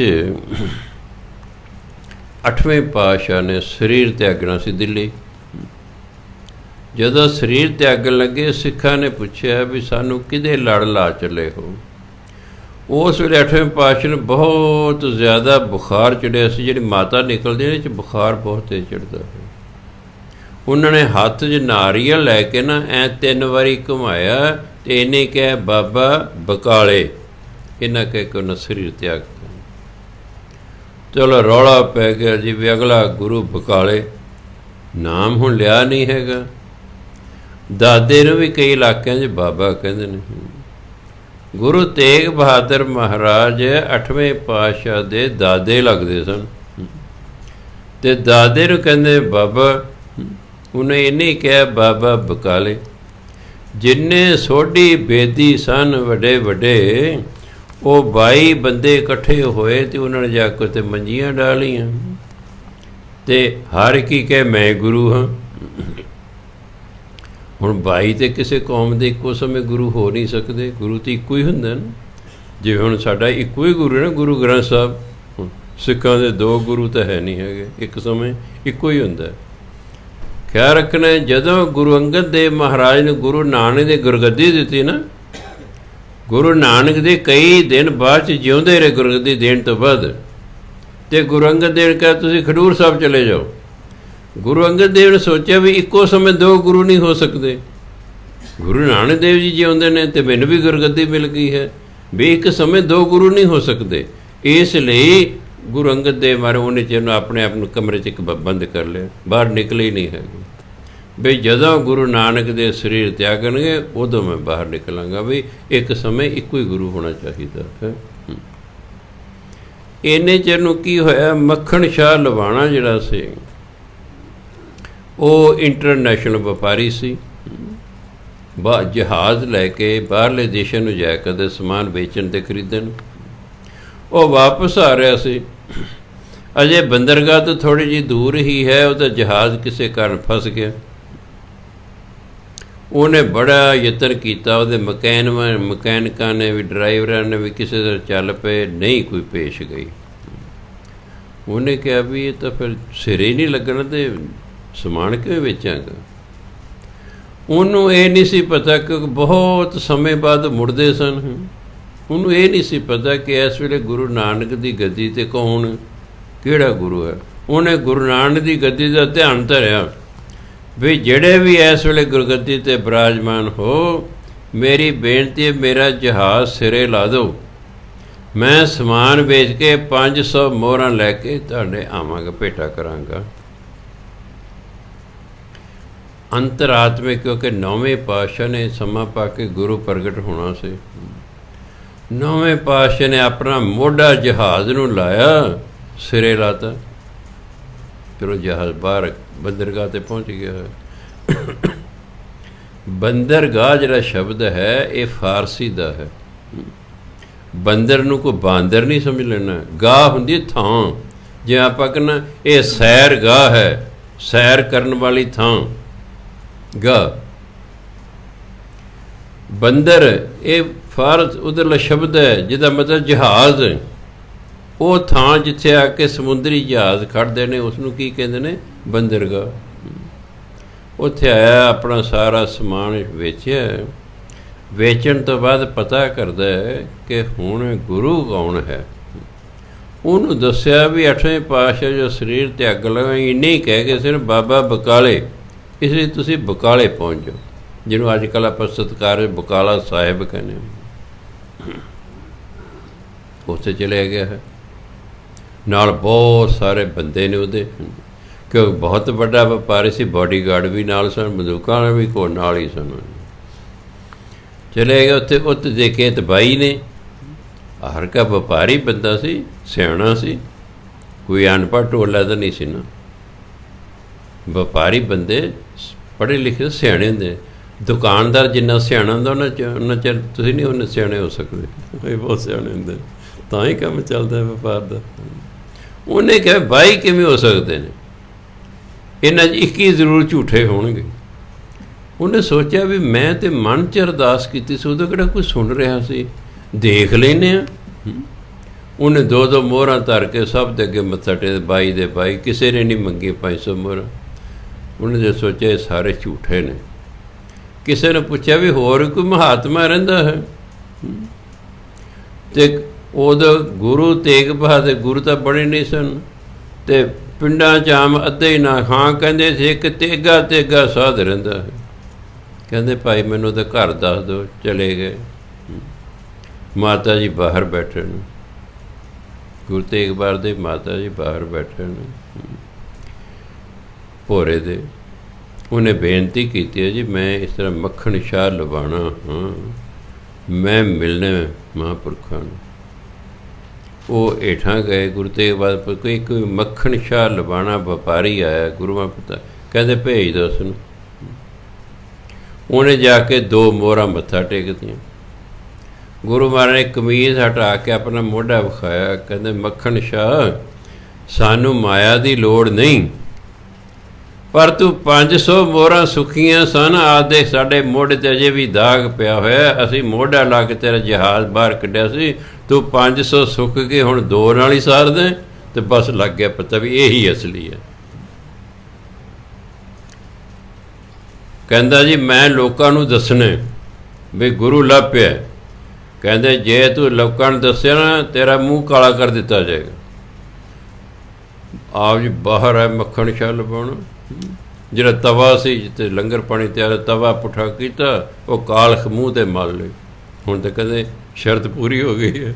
ਮੋਢੇ 'ਤੇ ਪਰਨਾ ਸੀ, ਕੋਠੇ 'ਤੇ ਚੜ੍ਹ ਗਿਆ, ਭੋਰੇ ਦੇ ਕੋਠੇ 'ਤੇ ਗੁਰਲਾ ਦੋ ਰੇ ਸੰਗਤੋ, ਗੁਰਲਾ ਦੋ ਰੇ, ਗੁਰਲਾ ਦੋ ਰੇ। ਹੌਲੀ ਸਾਰੀ ਸੰਗਤ ਉੱਥੇ ਆ ਗਈ। ਗੁਰੂ ਮਹਾਰਾਜ ਬੇਨਤੀ ਕੀਤੀ ਵੀ ਸੰਗਤ ਬਹੁਤ ਆ ਗਈ ਜੀ, ਆਪ ਜੀ ਪ੍ਰਗਟ ਹੋ। ਅਤੇ ਫਿਰ ਗੁਰੂ ਮਹਾਰਾਜ ਉੱਥੇ ਪ੍ਰਗਟ ਹੋਏ। ਗੁਰੂ ਮਹਾਰਾਜ ਫਿਰ ਉੱਥੋਂ ਚੱਲ ਕੇ ਅੰਮ੍ਰਿਤਸਰ ਆਏ। ਜਦੋਂ ਲੱਗਾ ਪੁਜਾਰੀਆਂ ਨੂੰ ਪਤਾ, ਕਿਉਂਕਿ 6ਵੇਂ ਪਾਤਸ਼ਾਹ ਜਿਹੜਾ ਹੈ ਉਹ ਜੰਗਾਂ ਯੁੱਧਾਂ 'ਚ ਹੀ ਰਹੇ, ਉਹ ਫਿਰ ਕੀਰਤਪੁਰ ਸਾਹਿਬ ਚਲੇ ਗਏ। ਫਿਰ ਨਾ ਤਾਂ 6ਵੇਂ ਪਾਤਸ਼ਾਹ ਮੁੜ ਕੇ ਹਰਿਮੰਦਰ ਸਾਹਿਬ ਆਏ, ਨਾ 7ਵੇਂ ਆਏ, ਨਾ 8ਵੇਂ ਆਏ। ਪੁਜਾਰੀਏ ਮਨ ਮਰਜ਼ੀ ਕਰਦੇ ਰਹੇ। ਜਦੋਂ ਉਹਨਾਂ ਨੂੰ ਪਤਾ ਲੱਗਾ ਵੀ ਗੁਰੂ ਤੇਗ ਬਹਾਦਰ ਮਹਾਰਾਜ, ਉਹਨਾਂ ਨੇ ਕਿਹਾ ਲੈ ਵੀ ਹੁਣ ਤਾਂ ਸਾਡੇ ਇਹ ਚੌਧਰ ਖੁੱਸ ਜਾਣੀ ਹੈ, ਇਹ ਤਾਂ ਗੁਰੂ ਆ ਗਏ ਨੇ, ਇਹਨਾਂ ਤਾਂ ਮਾਨਤਾ ਹੋਣੀ। ਉਹਨਾਂ ਨੇ ਹਰਿਮੰਦਰ ਸਾਹਿਬ ਦਰਵਾਜ਼ੇ ਬੰਦ ਕੀਤੇ, ਜੰਦਰੇ ਲਾਏ ਅਤੇ ਘਰਾਂ ਨੂੰ ਚਲੇ ਗਏ। ਗੁਰੂ ਮਹਾਰਾਜ ਕੁਝ ਸਮਾਂ ਅਕਾਲ ਤਖਤ ਦੇ ਨਾਲ ਬਣੇ ਹੋਈ ਜਗ੍ਹਾ, ਜਿੱਥੇ ਉਹਨੂੰ ਥੜਾ ਸਾਹਿਬ ਕਹਿੰਦੇ ਨੇ, ਹਾਂ, ਉੱਥੇ ਬੈਠ ਕੇ ਕੁਝ ਸਮੇਂ ਬਾਅਦ ਉਹ ਅੱਗੇ ਚਲੇ। ਫਿਰ ਜਿਹੜਾ ਰਾਜਾ ਦੀਪ ਚੰਦ ਸੀ ਕਹਿਲੂਰੀ, ਉਸ ਤੋਂ ਫਿਰ ਮਾਖੋਵਾਲ ਪਿੰਡ ਸੀ ਜਿੱਥੇ ਅਨੰਦਪੁਰ ਸਾਹਿਬ ਸਾਇਆ। ਮਾਖੋਵਾਲ ਸਾਰਾ ਪਿੰਡ ਦੀ ਜ਼ਮੀਨ ਗੁਰੂ ਬਾਰੇ ਖਰੀਦ ਲਈ ਅਤੇ ਉੱਥੇ ਨਗਰ ਵਸਾਉਣਾ ਸ਼ੁਰੂ ਕਰਤਾ ਅਨੰਦਪੁਰ ਸਾਹਿਬ। ਇਹ ਨਗਰ ਵਸ ਰਿਹਾ ਹੈ, ਕਿਤੇ ਸਰੋਵਰ ਬਣ ਰਹੇ ਨੇ, ਕਿਤੇ ਖੂਹ ਪੁੱਟੇ ਜਾ ਰਹੇ ਨੇ, ਕਿਤੇ ਸਰਾਵਾਂ ਬਣ ਰਹੀਆਂ ਨੇ, ਕਿਤੇ ਲੰਗਰ ਹਾਲ ਬਣ ਰਹੇ ਨੇ। ਰੋਪੜ ਦਾ ਇੱਕ ਪੀਰ ਸੀ ਮੌਲੇ ਸ਼ਾਹ, ਉਹ ਉਧਰ ਦੀ ਕੁਦਰਤੀ ਲੰਘਿਆ। ਉਹ ਕਹਿੰਦਾ ਵੀ ਕਮਾਲ ਹੈ, ਇਹ ਤਾਂ ਸਾਧੂ ਨੇ, ਇਹ ਤਾਂ ਫਕੀਰ ਨੇ, ਫਕੀਰਾਂ ਨੇ ਆ ਬਿਲਡਿੰਗਾਂ ਤੋਂ ਕੀ ਲੈਣਾ ਹੈ। ਉਹ ਮਿਲਣ ਆ ਗਿਆ ਹੈ। ਕਹਿੰਦਾ ਮਹਾਰਾਜ ਜੀ ਤੁਸੀਂ ਤਾਂ ਫਕੀਰ ਹੋ, ਅਤੇ ਫਕੀਰਾਂ ਨੇ ਇਹਨਾਂ ਗੱਲਾਂ ਤੋਂ ਕੀ ਲੈਣਾ ਹੈ। ਫਕੀਰ ਦਾ ਕੰਮ ਤਾਂ ਭਜਨ ਬੰਦਗੀ ਕਰਨਾ, ਤੁਸੀਂ ਆਹ ਚੀਜ਼ਾਂ ਬਣਾ ਰਹੇ ਹੋ। ਗੁਰੂ ਮਹਾਰਾਜ ਕੇ ਪੀਰ ਜੀ ਲੰਗਰ ਪਾਣੀ ਛਕੋ, ਅੱਜ ਦੀ ਰਾਤ ਇੱਥੇ ਹੀ ਰਹੋ। ਫਿਰ ਪੀਰ ਨੇ ਲੰਗਰ ਪਾਣੀ ਛਕਿਆ, ਇਹਨੇ 'ਚ ਰਾਤ ਪੈ ਗਈ ਹੈ, ਰਹਿਣ ਦਾ ਪ੍ਰਬੰਧ ਕਰਤਾ ਗੁਰੂ ਮਹਾਰਾਜ ਨੇ। ਰਾਤ ਨੂੰ ਉਹਨੂੰ ਆਉਂਦਾ ਸੁਪਨਾ, ਸੁਪਨੇ ਦੇ ਵਿੱਚ ਸੁਰਗ ਚਲੇ ਗਿਆ ਹੈ। ਉੱਥੇ ਇੱਕ ਬੰਦੇ ਦੀ ਬੜੀ ਮਾਨਤਾ ਹੋ ਰਹੀ ਹੈ, ਬੜਾ ਸਤਿਕਾਰ ਹੋ ਰਿਹਾ ਹੈ। ਉਹਨੇ ਸੋਚਿਆ ਇਸ ਬੰਦੇ ਨੇ ਤਾਂ ਬੜੀ ਭਜਨ ਬੰਦਗੀ ਕੀਤੀ ਹੋਣੀ ਮਾਤ ਲੋਕ 'ਚ। ਹੁਣ ਚਲੇ ਗਿਆ। ਕਹਿੰਦਾ ਤੁਹਾਡਾ ਇੰਨਾ ਆਦਰ ਮਾਣ ਹੋ ਰਿਹਾ ਅਤੇ ਤੁਸੀਂ ਮਾਤ ਲੋਕ ਬੜੀ ਭਜਨ ਬੰਦਗੀ ਕੀਤੀ ਹੋਣੀ ਹੈ। ਕਹਿੰਦੇ ਨਾ ਭਾਈ ਮੈਂ ਤਾਂ ਕੋਈ ਭਜਨ ਬੰਦਗੀ ਨਹੀਂ ਕੀਤੀ। ਕਹਿੰਦੇ ਭਜਨ ਬੰਦਗੀ ਤੋਂ ਬਿਨਾਂ ਕਿਵੇਂ ਇੱਥੇ ਆ ਸਕਦੇ ਸਵਰਗ 'ਚ। ਉਹ ਕਹਿੰਦੇ ਮੈਂ ਤਾਂ ਸ਼ੇਰ ਸੀ ਪਿਛਲੇ ਜਨਮ 'ਚ। ਕਹਿੰਦਾ ਸ਼ੇਰ ਕਿਵੇਂ ਆਸਦਾ ਸਵਰਗ 'ਚ? ਉਹ ਕਹਿੰਦਾ ਸੁਣ, ਮੇਰਾ ਨਾ ਪਹਾੜਾਂ 'ਤੇ ਗੁਫਾ ਸੀ ਜਿੱਥੇ ਮੈਂ ਰਹਿੰਦਾ ਸੀ। ਮੈਂ ਇੱਕ ਦਿਨ ਬਾਹਰ ਆਪਣਾ ਖਾਣ ਪੀਣ ਗਿਆ ਹੋਇਆ ਸੀ, ਮਗਰੋਂ ਨਾ ਬਰਫ਼ ਦੀ ਹਨੇਰੀ ਆ ਗਈ। ਬਰਫ਼ ਦੀ ਹਨੇਰੀ ਆ ਗਈ, 2 ਸਾਧੂ ਤੁਰੇ ਜਾ ਰਹੇ ਸਨ। ਉਹਨਾਂ ਦੇਖਿਆ ਵੀ ਕੋਈ ਲੁਕਣ ਨੂੰ ਥਾਂ ਮਿਲ ਜੇ, ਉਹ ਮੇਰੀ ਗੁਫਾ 'ਚ ਵੜ ਗਏ। ਜਦੋਂ ਮੈਂ ਆਇਆ ਤਾਂ ਮੈਂ ਦੇਖਿਆ ਵੀ 2 ਮਹਾਤਮਾ ਬੈਠੇ ਨੇ। ਉਹ ਸ਼ੇਰ ਕਹਿੰਦਾ ਵੀ 2 ਮਹਾਤਮਾ ਬੈਠੇ, ਜੇ ਮੈਂ ਗੁਫਾ ਦੇ ਨੇੜੇ ਗਿਆ ਇਹਨਾਂ ਡਰਦੇ ਹੋਏ ਗੁਫਾ 'ਚ ਭੱਜ ਜਾਣਾ ਹੈ ਅਤੇ ਬਾਹਰ ਬਰਫ਼ ਪੈ ਰਹੀ ਅਤੇ ਠੰਡ ਨਾਲ ਮਰ ਜਾਣਗੇ। ਵੀ ਚਲੋ ਕਾਨੂੰ ਆਏ ਨੇ ਇਹ ਰਹਿਣ। ਕਹਿੰਦੇ ਮੈਂ ਸਾਰੀ ਰਾਤ ਬਾਹਰ ਖੜਾ ਰਿਹਾ, ਠੰਡ ਦੇ ਨਾਲ ਮੈਂ ਕਹਿੰਦੇ ਮਰ ਗਿਆ ਅਤੇ ਸਿੱਧੇ ਸਵਰਗਾਂ ਨੂੰ ਆ ਗਿਆ। ਇਹਨੇ ਚਿਰ ਸੁਪਨਾ ਟੁੱਟ ਗਿਆ। ਸਵੇਰੇ ਗੁਰੂ ਮਹਾਰਾਜ ਕਹਿੰਦੇ ਹਾਂ ਮਹਾਤਮਾ ਜੀ ਹੁਣ ਪੁੱਛੋ ਕੀ ਪੁੱਛਦੇ ਹੋ? ਕਹਿੰਦੇ ਜੀ ਬਸ ਮੈਨੂੰ ਜਵਾਬ ਮਿਲ ਗਿਆ, ਤੁਸੀਂ ਜੋ ਕਰ ਰਹੇ ਹੋ ਠੀਕ ਕਰ ਰਹੇ ਹੋ, ਤੁਸੀਂ ਜੋ ਕਰ ਰਹੇ ਹੋ ਠੀਕ ਕਰ ਰਹੇ ਹੋ। ਸੋ ਸਮਾਂ ਬੀਤਿਆ, ਆਪ ਜੀ ਆਲੇ ਦੁਆਲੇ ਦੇ ਇਲਾਕੇ 'ਚ ਨਾ ਪ੍ਰਚਾਰ ਕਰਨ ਲਈ ਤੁਰ ਪਏ ਵੀ ਆਖਰਕਾਰ ਸਿੱਖ ਧਰਮ ਦਾ ਪ੍ਰਚਾਰ ਵੀ ਤਾਂ ਕਰਨਾ ਸੀ, ਲੋਕਾਂ ਨੂੰ ਪਤਾ ਲੱਗੇ ਸਿੱਖ ਧਰਮ ਹੈ ਕੀ, ਕਿਵੇਂ ਭਜਨ ਬੰਦਗੀ ਕਰਨੀ ਹੈ, ਕਿਵੇਂ ਜੀਵਨ ਜਿਉਣਾ ਹੈ। ਕਿ ਬਾਣੀ 2 ਚੀਜ਼ਾਂ ਸਿਖਾਉਂਦੀ ਹੈ, ਇੱਕ ਜੀਵਨ ਜਾਚ ਸਿਖਾਉਂਦੀ ਹੈ, ਇੱਕ ਭਜਨ ਬੰਦਗੀ ਕਰਨ ਲਈ ਕਹਿੰਦੀ ਹੈ। ਕਿਉਂਕਿ ਸਹੀ ਜੀਵਨ ਤੋਂ ਬਿਨਾਂ ਭਜਨ ਬੰਦਗੀ ਨਹੀਂ ਹੁੰਦੀ। ਅਗਰ ਜੀਵਨ ਸਹੀ ਨਹੀਂ ਤਾਂ ਭਜਨ ਬੰਦਗੀ ਕਰੋ ਚਾਹੇ ਨਾ ਕਰੋ, ਫਲ ਤੇ ਲੱਗਣਾ ਕੋਈ ਨਹੀਂ। ਭਜਨ ਬੰਦਗੀ ਨੂੰ ਫਲ ਤਾਂ ਲੱਗਦੇ ਜੇ ਸਾਡਾ ਜੀਵਨ ਸਹੀ ਹੋਵੇ। ਇਸ ਲਈ ਗੁਰਬਾਣੀ ਪਹਿਲਾਂ ਸਾਡੇ ਜੀਵਨ ਨੂੰ ਸਹੀ ਕਰਦੀ ਹੈ। ਮੈਂ ਇਸ ਲਈ ਸਾਧੂ ਮਹਾਤਮਾ ਜਿਹੜੇ ਮੈਨੂੰ ਟੱਕਰਦੇ ਨੇ, ਜਿਹੜੇ ਅੰਮ੍ਰਿਤ ਛਕਾਉਂਦੇ, ਮੈਂ ਦੇਖੋ ਮਹਾਤਮਾ ਜੀ ਮੇਰੀ ਇੱਕ ਬੇਨਤੀ ਹੈ, ਪਹਿਲਾਂ ਇਹਨਾਂ ਲੋਕਾਂ ਦੇ ਜੀਵਨ ਸਹੀ ਕਰੋ, ਫਿਰ ਅੰਮ੍ਰਿਤ ਛਕਣ ਲਈ ਕਹੋ। ਜੀਵਨ ਸਹੀ ਨਹੀਂ, ਤੁਸੀਂ ਅੰਮ੍ਰਿਤ ਛਕਾਉਂਦੇ ਨੇ, ਕੋਈ ਸਮੇਂ ਬਾਅਦ ਛੱਡ ਦਿੰਦੇ ਨੇ, ਉਹ ਫਿਰ ਗਲਤ ਹੈ ਬਣੀ ਨਾ। ਉਹਦਾ ਬੈਡ ਇੰਪਰੈਸ਼ਨ ਦੂਜਿਆਂ 'ਤੇ ਪੈਂਦਾ, ਉਹਨੇ ਵੀ ਛੱਡਤਾ, ਉਹਨੇ ਵੀ ਛੱਡਤਾ, ਉਹਨੇ ਵੀ ਛੱਡਤਾ। ਪਹਿਲਾਂ ਜੀਵਨ ਸਹੀ ਕਰੋ, ਫਿਰ ਉਹਨੂੰ ਅੰਮ੍ਰਿਤ ਛਕਾਉਣ ਦੀ ਕੋਸ਼ਿਸ਼ ਕਰੋ। ਸੋ ਗੁਰੂ ਮਹਾਰਾਜ ਪ੍ਰਚਾਰ ਹਿਤ ਚੱਲ ਪਏ। ਹੰਡਿਆਏ ਪਿੰਡ ਪਹੁੰਚੇ। ਉਹ ਸਾਰੇ ਲੋਕ ਤੇ ਪੀਰਾਂ, ਮੁਸਲਮਾਨ ਪੀਰਾਂ ਨੂੰ ਮੰਨਿਆ ਕਰਦੇ ਸਨ। ਕਿਸੇ ਨੇ ਸਤਿਕਾਰ ਹੀ ਨਹੀਂ ਕੀਤਾ ਗੁਰੂ ਮਹਾਰਾਜ ਦਾ। ਉੱਥੇ ਜਿਹੜਾ ਸੀ ਨੰਬਰਦਾਰ ਦਾ ਲੜਕਾ ਸੀ, ਉਹ ਬਹੁਤ ਬਿਮਾਰ ਸੀ। ਉਹ ਗੁਰੂ ਮਹਾਰਾਜ ਕੋਲੇ ਆਇਆ, ਮਹਾਰਾਜ ਜੀ ਮੈਨੂੰ ਠੀਕ ਕਰ ਦਿਓ, ਮੈਂ ਬਹੁਤ ਬਿਮਾਰ ਹਾਂ। ਗੁਰੂ ਮਹਾਰਾਜ ਕਹਿੰਦੇ ਸਾਹਮਣੇ ਛੱਪੜ ਹੈ, ਇਹ 'ਚ ਨਹਾ ਲੈ, ਤੂੰ ਠੀਕ ਹੋ ਜਾਏਗਾ। ਉਹ ਜਦੋਂ ਉਹਨੇ ਛੱਪੜੀ 'ਚ ਨਹਾਤਾ, ਉਹ ਤਾਂ 9 ਬਰ-9 ਹੋ ਗਿਆ। ਘਰ ਗਿਆ ਹੈ, ਘਰ ਵਾਲੇ ਹੈਰਾਨ ਨੇ, ਤਾਂ ਇੰਨਾ ਬਿਮਾਰ ਤੂੰ ਤਾਂ ਠੀਕ ਠਾਕ ਹੋ ਗਿਆ। ਉਹਨੇ ਦੱਸਿਆ ਵੀ ਆਹ ਗੱਲ ਹੋਈ ਹੈ। ਫਿਰ ਸਾਰਾ ਪਿੰਡ ਗੁਰੂ ਮਹਾਰਾਜ ਦਾ ਸਿੱਖ ਬਣਿਆ, ਅਤੇ ਜਿਸ ਛੱਪੜੀ 'ਚ ਉਹਨੇ ਇਸ਼ਨਾਨ ਕੀਤਾ ਸੀ ਉਹਦਾ ਨਾਮ ਹੋ ਗਿਆ ਗੁਰੂ ਸਰ। ਉਹ ਸਰੋਵਰ ਬਣ ਗਿਆ ਅਤੇ ਗੁਰੂ ਸਰ ਉਹਦਾ ਸਰੋਵਰ ਦਾ ਨਾਮ ਰੱਖ ਦਿੱਤਾ ਗਿਆ। ਮੌੜ ਪਿੰਡ, ਮੌੜ ਮੰਡੀ ਦੇ ਨਾਲ ਮੌੜ ਪਿੰਡ ਹੈ, ਉੱਥੇ ਪਹੁੰਚੇ। ਉੱਥੇ ਇੱਕ ਜੰਡ ਸੀ ਛਤਰੀਦਾਰ, ਉਹ ਤਾਂ ਭੂਤ ਪ੍ਰੇਤ ਰਹਿੰਦੇ ਸੀ। ਪਿੰਡ ਦੇ ਲੋਕ ਬੜੇ ਦੁਖੀ ਸਨ ਵੀ ਇਹ ਸਾਨੂੰ ਸੌਣ ਨਹੀਂ ਦਿੰਦੇ, ਭੂਤ ਪ੍ਰੇਤ ਸਾਨੂੰ ਬੜਾ ਦੁਖੀ ਕਰਦੇ ਨੇ। ਗੁਰੂ ਮਹਾਰਾਜ ਕਹਿੰਦੇ ਅੱਛਾ ਭਾਈ ਰੋਟੀ ਪਾਣੀ ਖਾ ਕੇ ਨਾ ਸਾਰੇ ਆ ਜਾਓ, ਇੱਥੇ ਜੰਡ ਦੇ ਕੋਲ ਇਕੱਠੇ ਹੋਏ ਰਾਤ ਨੂੰ। ਸਾਰੇ ਆ ਕੇ ਸਾਰਿਆਂ ਨੂੰ ਸਿਮਰਨ ਕਰਨ 'ਤੇ ਲੱਤ। ਕਹਿੰਦੇ ਜਿੰਨਾ ਚਿਰ ਅਸੀਂ ਨਹੀਂ ਕਹਿੰਦੇ ਸਿਮਰਨ ਕਰੀ ਜਾਣਾ ਸਾਰੀ ਰਾਤ। ਸਾਰੀ ਰਾਤ ਸਿਮਰਨ ਕਰਾਇਆ, ਭੂਤ ਪ੍ਰੇਤ ਜੰਡ ਛੱਡ ਕੇ ਭੱਜ ਭੁੱਜ ਗਏ। ਅਤੇ ਫਿਰ ਉਸ ਥਾਂ 'ਤੇ ਜਿਹੜਾ ਸਰੋਵਰ ਬਣਿਆ ਉਹਦਾ ਨਾਂ ਸੀ ਜੰਡਸਰ। ਜੰਡਸਰ ਸਰੋਵਰ ਬਣਾਤਾ ਉੱਥੇ। ਫਿਰ ਆਪ ਜੀ ਸਾਬੋ ਕੀ ਤਲਵੰਡੀ ਪਹੁੰਚੇ, ਜਿਹਨੂੰ ਦਮਦਮਾ ਸਾਹਿਬ ਕਹਿੰਦੇ ਨੇ। ਇੱਥੇ ਕੀ ਕੀਤਾ, ਇੱਕ ਚੋਰ ਗੁਰੂ ਮਹਾਰਾਜ ਦਾ ਘੋੜਾ ਚੋਰੀ ਕਰਕੇ ਲੈ ਗਿਆ। ਉਹ ਘੋੜਾ ਜਾਂਦੇ ਨਹੀਂ ਅੱਗੇ ਨੂੰ, ਉਹ ਆਲੇ ਦੁਆਲੇ ਪਿੰਡ ਦੇ ਫਿਰੀ ਗਿਆ। ਇਹਨੇ ਚਿਰ ਸਵੇਰ ਹੋ ਗਈ, ਸਿੱਖਾਂ ਨੇ ਫੜ ਲਿਆ। ਫੜ ਕੇ ਜਦੋਂ ਗੁਰੂ ਮਹਾਰਾਜ ਦੇ ਪੇਸ਼ ਕੀਤਾ ਹੈ, ਉਹ ਰੋਈ ਜਾਂਦਾ, ਉਹ ਮਾਫੀ ਮੰਗਦਾ ਵੀ ਅੱਗੇ ਤੋਂ ਇਸ ਤਰ੍ਹਾਂ ਨਹੀਂ ਕਰਦਾ। ਇਸ ਤਰ੍ਹਾਂ ਰੋਂਦਾ ਹੁੰਦਾ ਅਚਾਨਕ ਉੱਠਿਆ ਅਤੇ ਪਰਾਂ ਜਾ ਕੇ ਜਿਹੜੇ ਦਰਖਤ ਨਾਲ ਲਟਕ ਕੇ ਆਪਣੇ ਆਪ ਨੂੰ ਆਤਮ ਹੱਤਿਆ ਕਰ ਲਈ। ਅਤੇ ਉਹ ਉੱਥੇ ਉਸ ਥਾਂ 'ਤੇ ਬਣਿਆ ਸੂਲੀਸਰ ਸਾਹਿਬ।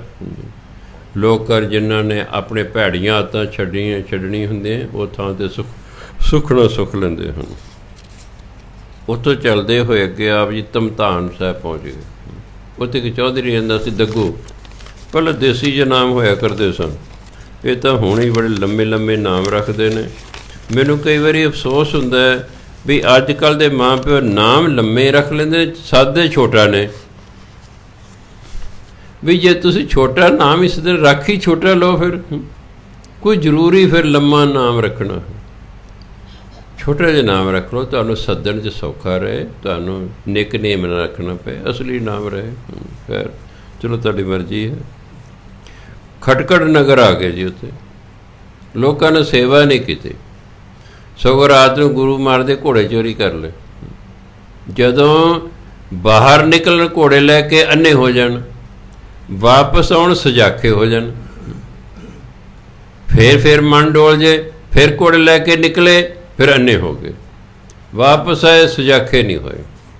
ਸਿੱਖਾਂ ਸਵੇਰੇ ਫੜ ਲੈ ਪੇਸ਼ ਕੀਤਾ, ਮੁਆਫੀਆਂ ਮੰਗਦੇ ਨੇ। ਗੁਰੂ ਮਹਾਰਾਜ ਕਹਿੰਦੇ ਅੱਗੇ ਤੋਂ ਤੋਬਾ ਕਰੋ ਚੋਰੀ ਕਰਨੀ, ਅਤੇ ਨਾਮ ਜਪਿਆ ਕਰੋ, ਫਿਰ ਸਮਾਂ ਪਾ ਕੇ ਤੁਸੀਂ ਸੁਜਾਖੇ ਹੋ ਜਾਓਗੇ। ਅਤੇ ਫਿਰ ਉਹ ਕੋਈ ਦਿਨਾਂ ਬਾਅਦ ਦੇ ਵਿੱਚ ਉਹ ਸੁਜਾਖੇ ਹੋ ਗਏ ਅਤੇ ਨਾਮ ਜਪਣਾ ਸ਼ੁਰੂ ਕਰਤਾ ਉਹਨਾਂ ਨੂੰ। ਸ਼ੇਰ ਸ਼ਾਹ ਸੂਰੀ ਜਿਸ ਪਿੰਡ ਦਾ ਸੀ, ਬਿਹਾਰ ਦਾ ਸੀ, ਉਹ ਜਗ੍ਹਾ ਦਾ ਨਾਂ ਹੈ ਸਹਿਸਰਾਮ, ਪਿੰਡ ਦਾ ਨਾਮ, ਜਿੱਥੋਂ ਦਾ ਸ਼ੇਰ ਸ਼ਾਹ ਸੂਰੀ ਅਕਬਰ ਤੋਂ ਬਾਅਦ ਰਾਜਾ ਬਣਿਆ ਹੈ। ਅਕਬਰ ਤੋਂ ਬਾਅਦ ਅਤੇ ਜਹਾਂਗੀਰ ਨਾ, ਅਕਬਰ ਤੋਂ ਪਹਿਲਾਂ ਅਤੇ ਜਿਹੜਾ ਹੈ ਹਮਾਯੂ, ਹਾਂ ਹਮਾਯੂ ਨੂੰ ਹਰਾਇਆ ਸੀ ਉਹਨੇ, ਸ਼ੇਰ ਸ਼ਾਹ ਸੂਰੀ ਨੇ। ਉਹਦੇ ਪਿੰਡ ਗੁਰੂ ਮਹਾਰਾਜ ਪ੍ਰਚਾਰ ਕਰਦੇ ਕਰਦੇ ਉੱਥੇ ਪਹੁੰਚ ਗਏ। ਉੱਥੇ ਇਹਨਾਂ ਦਾ ਇੱਕ ਮਸੰਦ ਰਹਿੰਦਾ ਸੀ, ਭਾਈ ਫੱਗੋ। ਉਹਨੇ ਬਾਗ ਲਾਇਆ ਸੀ ਅਤੇ ਉਸ ਬਾਗ ਦੇ ਨਾਂ ਰੱਖੇ ਗੁਰੂ ਕਾ ਬਾਗ, ਵੀ ਜਿਹੜਾ ਵੀ ਗੁਰੂ ਆਵੇਗਾ, ਜੇ ਆਇਆ ਸਾਡੇ ਕੋਲ, ਉੱਥੇ ਠਹਿਰਾਵਾਂਗਾ ਮੈਂ।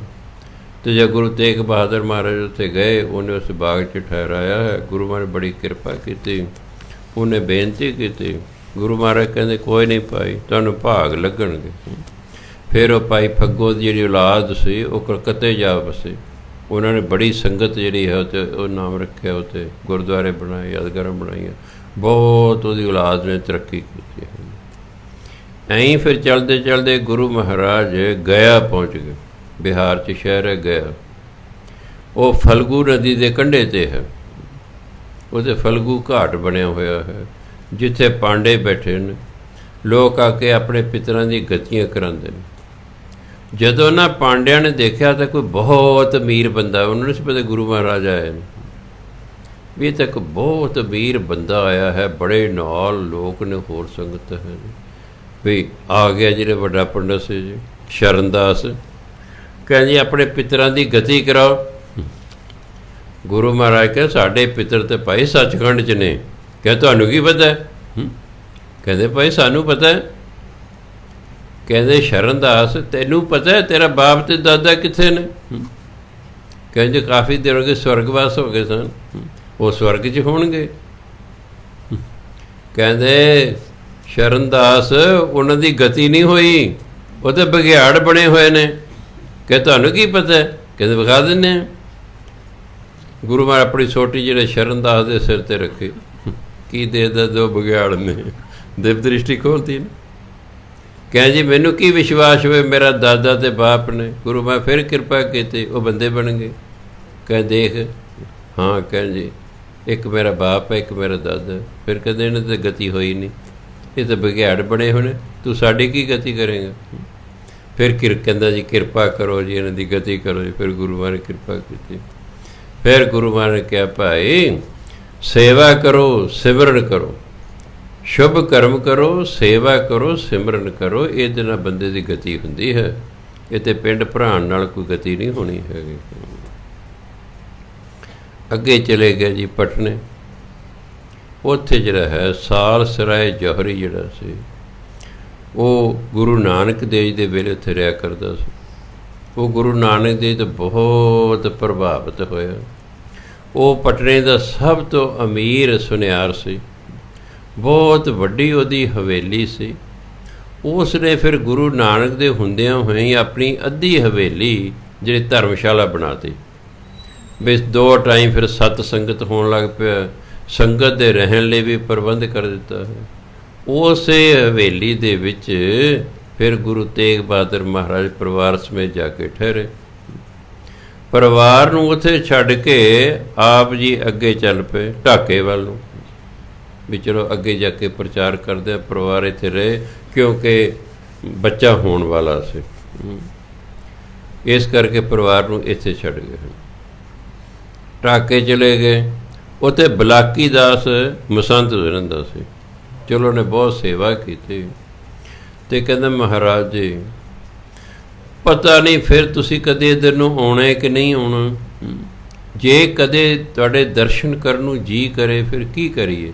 ਫਿਰ ਗੁਰੂ ਮਹਾਰਾਜ ਨੇ ਇੱਕ ਪੋਥੀ ਦਿੱਤੀ। ਕਹਿੰਦੇ ਪਏ ਇਸ ਪੋਥੀ ਅੱਗੇ ਖਲੋ ਕੇ ਅਰਦਾਸ ਕਰਿਆ ਕਰ, ਤੈਨੂੰ ਸਾਡੇ ਦਰਸ਼ਨ ਹੋ ਜਾ ਕਰਨਗੇ। ਉਹ ਪੋਥੀ ਅੱਜ ਤੱਕ ਵੀ ਉੱਥੇ ਉਹਦੀ ਔਲਾਦ ਦੇ ਕੋਲ ਪਈ ਹੋਈ ਹੈ, ਜਿਹਦੇ ਖਲੋ ਕੇ ਦਰਸ਼ਨ ਅਰਦਾਸ ਕਰਦਾ ਸੀ ਅਤੇ ਨਵੇਂ ਪਾਤਸ਼ਾਹ ਦੇ ਦਰਸ਼ਨ ਹੋ ਜਾ ਕਰਦੇ ਸਨ। ਅਸਾਮ ਦਾ ਇੱਕ ਰਾਜਾ ਸੀ, ਰਾਜਾ ਰਾਮ, ਅਤੇ ਰਾਜਾ ਬਿਸ਼ਨ ਸਿੰਘ। ਇਹ ਔਰੰਗਜ਼ੇਬ ਦਾ ਭੇਜਿਆ ਹੋਇਆ ਸੀ। ਔਰੰਗਜ਼ੇਬ ਨੇ ਭੇਜਿਆ ਸੀ ਵੀ ਉਹਨੂੰ ਜਾ ਕੇ ਉਹ ਆਪਣੇ ਅਧੀਨ ਕਰ।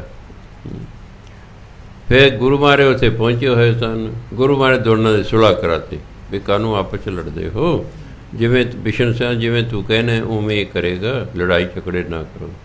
ਚਲੋ ਦੋਨੋਂ ਰਾਜੇ ਬੜੇ ਖੁਸ਼ ਹੋ ਗਏ। ਉਹ ਕਹਿੰਦੇ ਜੀ ਅਸੀਂ ਫਿਰ ਜਿਸ ਥਾਂ 'ਤੇ ਤੁਸੀਂ ਸਾਡੀ ਸੁਲ੍ਹਾ ਕਰਾਈ ਕੋਈ ਯਾਦਗਾਰ ਬਣਾਉਣੀ।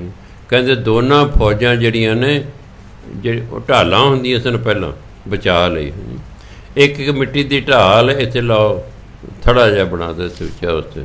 ਉਹ ਯਾਦਗਾਰ ਅਜੇ ਵੀ ਬਣੀ ਹੋਈ ਹੈ ਅਤੇ ਉਹਨੂੰ ਕਹਿੰਦੇ ਦਮਦਮਾ ਸਾਹਿਬ। ਫਿਰ ਜਿਹੜਾ ਉੱਥੇ ਰਾਜਾ ਸੀ ਰਾਜਾ ਰਾਮ, ਉਹ ਕਹਿੰਦੇ ਸਾਡੇ ਘਰ ਪੁੱਤਰ ਕੋਈ ਨਹੀਂ ਮਹਾਰਾਜ ਜੀ, ਪੁੱਤਰ ਦੀ ਦਾਤ ਬਖਸ਼ੋ। ਗੁਰੂ ਮਹਾਰਾਜ ਕੋਲ ਜਿਹੜੀ ਆਪਣੀ ਮੋਹਰ ਸੀ, ਸਾਰੇ ਗੁਰੂਆਂ ਕੋਲ ਮੋਹਰ ਹੁੰਦੀ ਸੀ ਕਿਉਂਕਿ ਹੁਕਮਨਾਮੇ ਜਾਰੀ ਕਰਿਆ ਕਰਦੇ, ਮੋਹਰ ਲਾਉਂਦੇ ਸਨ ਹੇਠਾਂ। ਗੁਰੂ ਮਹਾਰਾਜ ਨੇ ਰਾਜੇ ਦੇ ਮੱਥੇ 'ਤੇ ਮੋਹਰ ਲਾਤੀ ਆਪਣੀ। ਕਹਿੰਦਾ ਅਗਲੇ ਸਾਲ ਤੇਰੇ ਘਰ ਲੜਕਾ ਹੋਵੇਗਾ, ਉਹਦੀ ਨਿਸ਼ਾਨੀ ਕੀ ਹੋਏਗੀ, ਉਹਦੇ ਮੱਥੇ 'ਤੇ ਪਹਿਲੇ ਹੀ ਮੋਹਰ ਛਪੀ ਹੋਈ ਹੋਵੇਗੀ। ਅਤੇ ਸਮਾਂ ਪਾ ਕੇ ਫਿਰ ਉਹਨਾਂ ਦੇ ਘਰ ਲੜਕਾ ਹੋਇਆ। ਫਿਰ ਉਹ ਲੜਕਾ ਜਿਹੜਾ ਹੈ ਅਨੰਦਪੁਰ ਸਾਹਿਬ ਮਿਲਣ ਵੀ ਆਇਆ ਸੀ ਗੁਰੂ। ਉਹਨੇ ਚਿਰ 10ਵੇਂ ਪਾਤਸ਼ਾਹ ਦਾ ਸਮਾਂ ਆ ਗਿਆ ਸੀ। ਉਹ ਲੜਕਾ ਬਹੁਤ ਸਾਰੀਆਂ ਚੀਜ਼ਾਂ ਲੈ ਕੇ ਆਇਆ ਸੀ ਗੁਰੂ ਮਹਾਰਾਜ ਭੇਟਾ ਕਰਨ ਲਈ। ਸੋ ਇਸ ਤਰ੍ਹਾਂ ਚਲਦੇ ਚਲਦੇ ਆਪ ਜੀ ਨੂੰ ਸੁਨੇਹਾ ਪਹੁੰਚਿਆ ਕਿ ਤੁਹਾਡੇ ਘਰ ਸਾਹਿਬਜ਼ਾਦੇ ਦਾ ਜਨਮ ਹੋਇਆ। ਗੁਰੂ ਗੋਬਿੰਦ ਸਿੰਘ ਮਹਾਰਾਜ ਦਾ ਪ੍ਰਕਾਸ਼ ਹੋਇਆ ਪਟਨੇ ਦੇ ਵਿੱਚ। ਉੱਥੇ ਹੀ ਆਪ ਜੀ ਨੇ ਸੁਨੇਹਾ ਭੇਜਤਾ ਕਿ ਇਹਦਾ ਨਾਮ ਗੋਬਿੰਦ ਰਾਏ ਰੱਖਣਾ ਹੈ। ਸੋ 10ਵੇਂ ਪਾਤਸ਼ਾਹ ਦਾ ਬਚਪਨ ਦਾ ਨਾਮ ਸੀ ਗੋਬਿੰਦ ਰਾਏ। ਫਿਰ ਕੁਝ ਸਮੇਂ ਬਾਅਦ ਗੁਰੂ ਮਹਾਰਾਜ ਵਾਪਸ ਆਏ, ਆਪਣੇ ਪਰਿਵਾਰ ਨੂੰ ਮਿਲ ਕੇ ਅਨੰਦਪੁਰ ਸਾਹਿਬ ਆ ਗਏ। ਫਿਰ ਕੁਝ ਸਮੇਂ ਬਾਅਦ ਆਪਣੇ ਸਾਰੇ ਪਰਿਵਾਰ ਨੂੰ ਅਨੰਦਪੁਰ ਸਾਹਿਬ ਸੱਦ ਲਿਆ। ਉਦੋਂ ਅੱਗੇ ਫਿਰ ਸਾਰੀ ਜਿਹੜੀ ਕਥਾ ਹੈ ਉਹ ਉਹਨਾਂ ਦੀ ਸ਼ਹੀਦੀ ਨਾਲ ਹੈ ਕਿ ਕਿਵੇਂ ਪੰਡਤ ਆਏ, ਫਿਰ ਕਿਵੇਂ ਉਹ ਗਏ, ਕਿਉਂਕਿ ਆਪਾਂ ਉਹਨਾਂ ਦਾ ਪ੍ਰਕਾਸ਼ ਦਿਹਾੜਾ ਮਨਾ ਰਹੇ ਹਾਂ, ਇਸ ਲਈ ਇੱਦਾਂ ਠੀਕ ਹੈ। ਸੋ ਇਸ ਪ੍ਰਕਾਰ ਇਹਨਾਂ ਮਹਾਨ ਰੂਹਾਂ ਦੇ ਆਪਾਂ ਦਿਹਾੜੇ ਮਨਾਏ। ਸਾਰੇ ਸੰਸਾਰ ਜਿੰਨੇ ਇਤਿਹਾਸਕ ਗੁਰਦੁਆਰੇ ਸਨ ਸਾਰੇ ਮਨਾਏ ਗਏ ਦਿਹਾੜੇ। ਸੋ ਉਹ ਇਸ ਲਈ ਆਪ ਜੀ ਨਾਲ ਸਾਂਝਾ ਕੀਤਾ ਕਿ ਸਾਨੂੰ ਆਪਣੇ ਗੁਰੂਆਂ ਦੇ ਜੀਵਨ ਬਾਰੇ ਥੋੜ੍ਹਾ ਬਹੁਤਾ ਗਿਆਨ ਹੋ ਜਾਏ ਕਿ ਉਹ ਕਿੱਥੇ ਪੈਦਾ ਹੋਏ, ਕੀ ਉਹਨਾਂ ਕੰਮ ਕੀਤੇ, ਸਮਾਜ ਦੇ ਲਈ ਕੀ ਭਲੇ ਕੀਤੇ। ਸੋ ਸਤਿਕਾਰਯੋਗ ਸਾਧ ਸੰਗਤ ਸਮਾਂ ਹੋ ਗਿਆ। ਵਾਹਿਗੁਰੂ ਜੀ ਕਾ ਖਾਲਸਾ, ਵਾਹਿਗੁਰੂ ਜੀ ਕੀ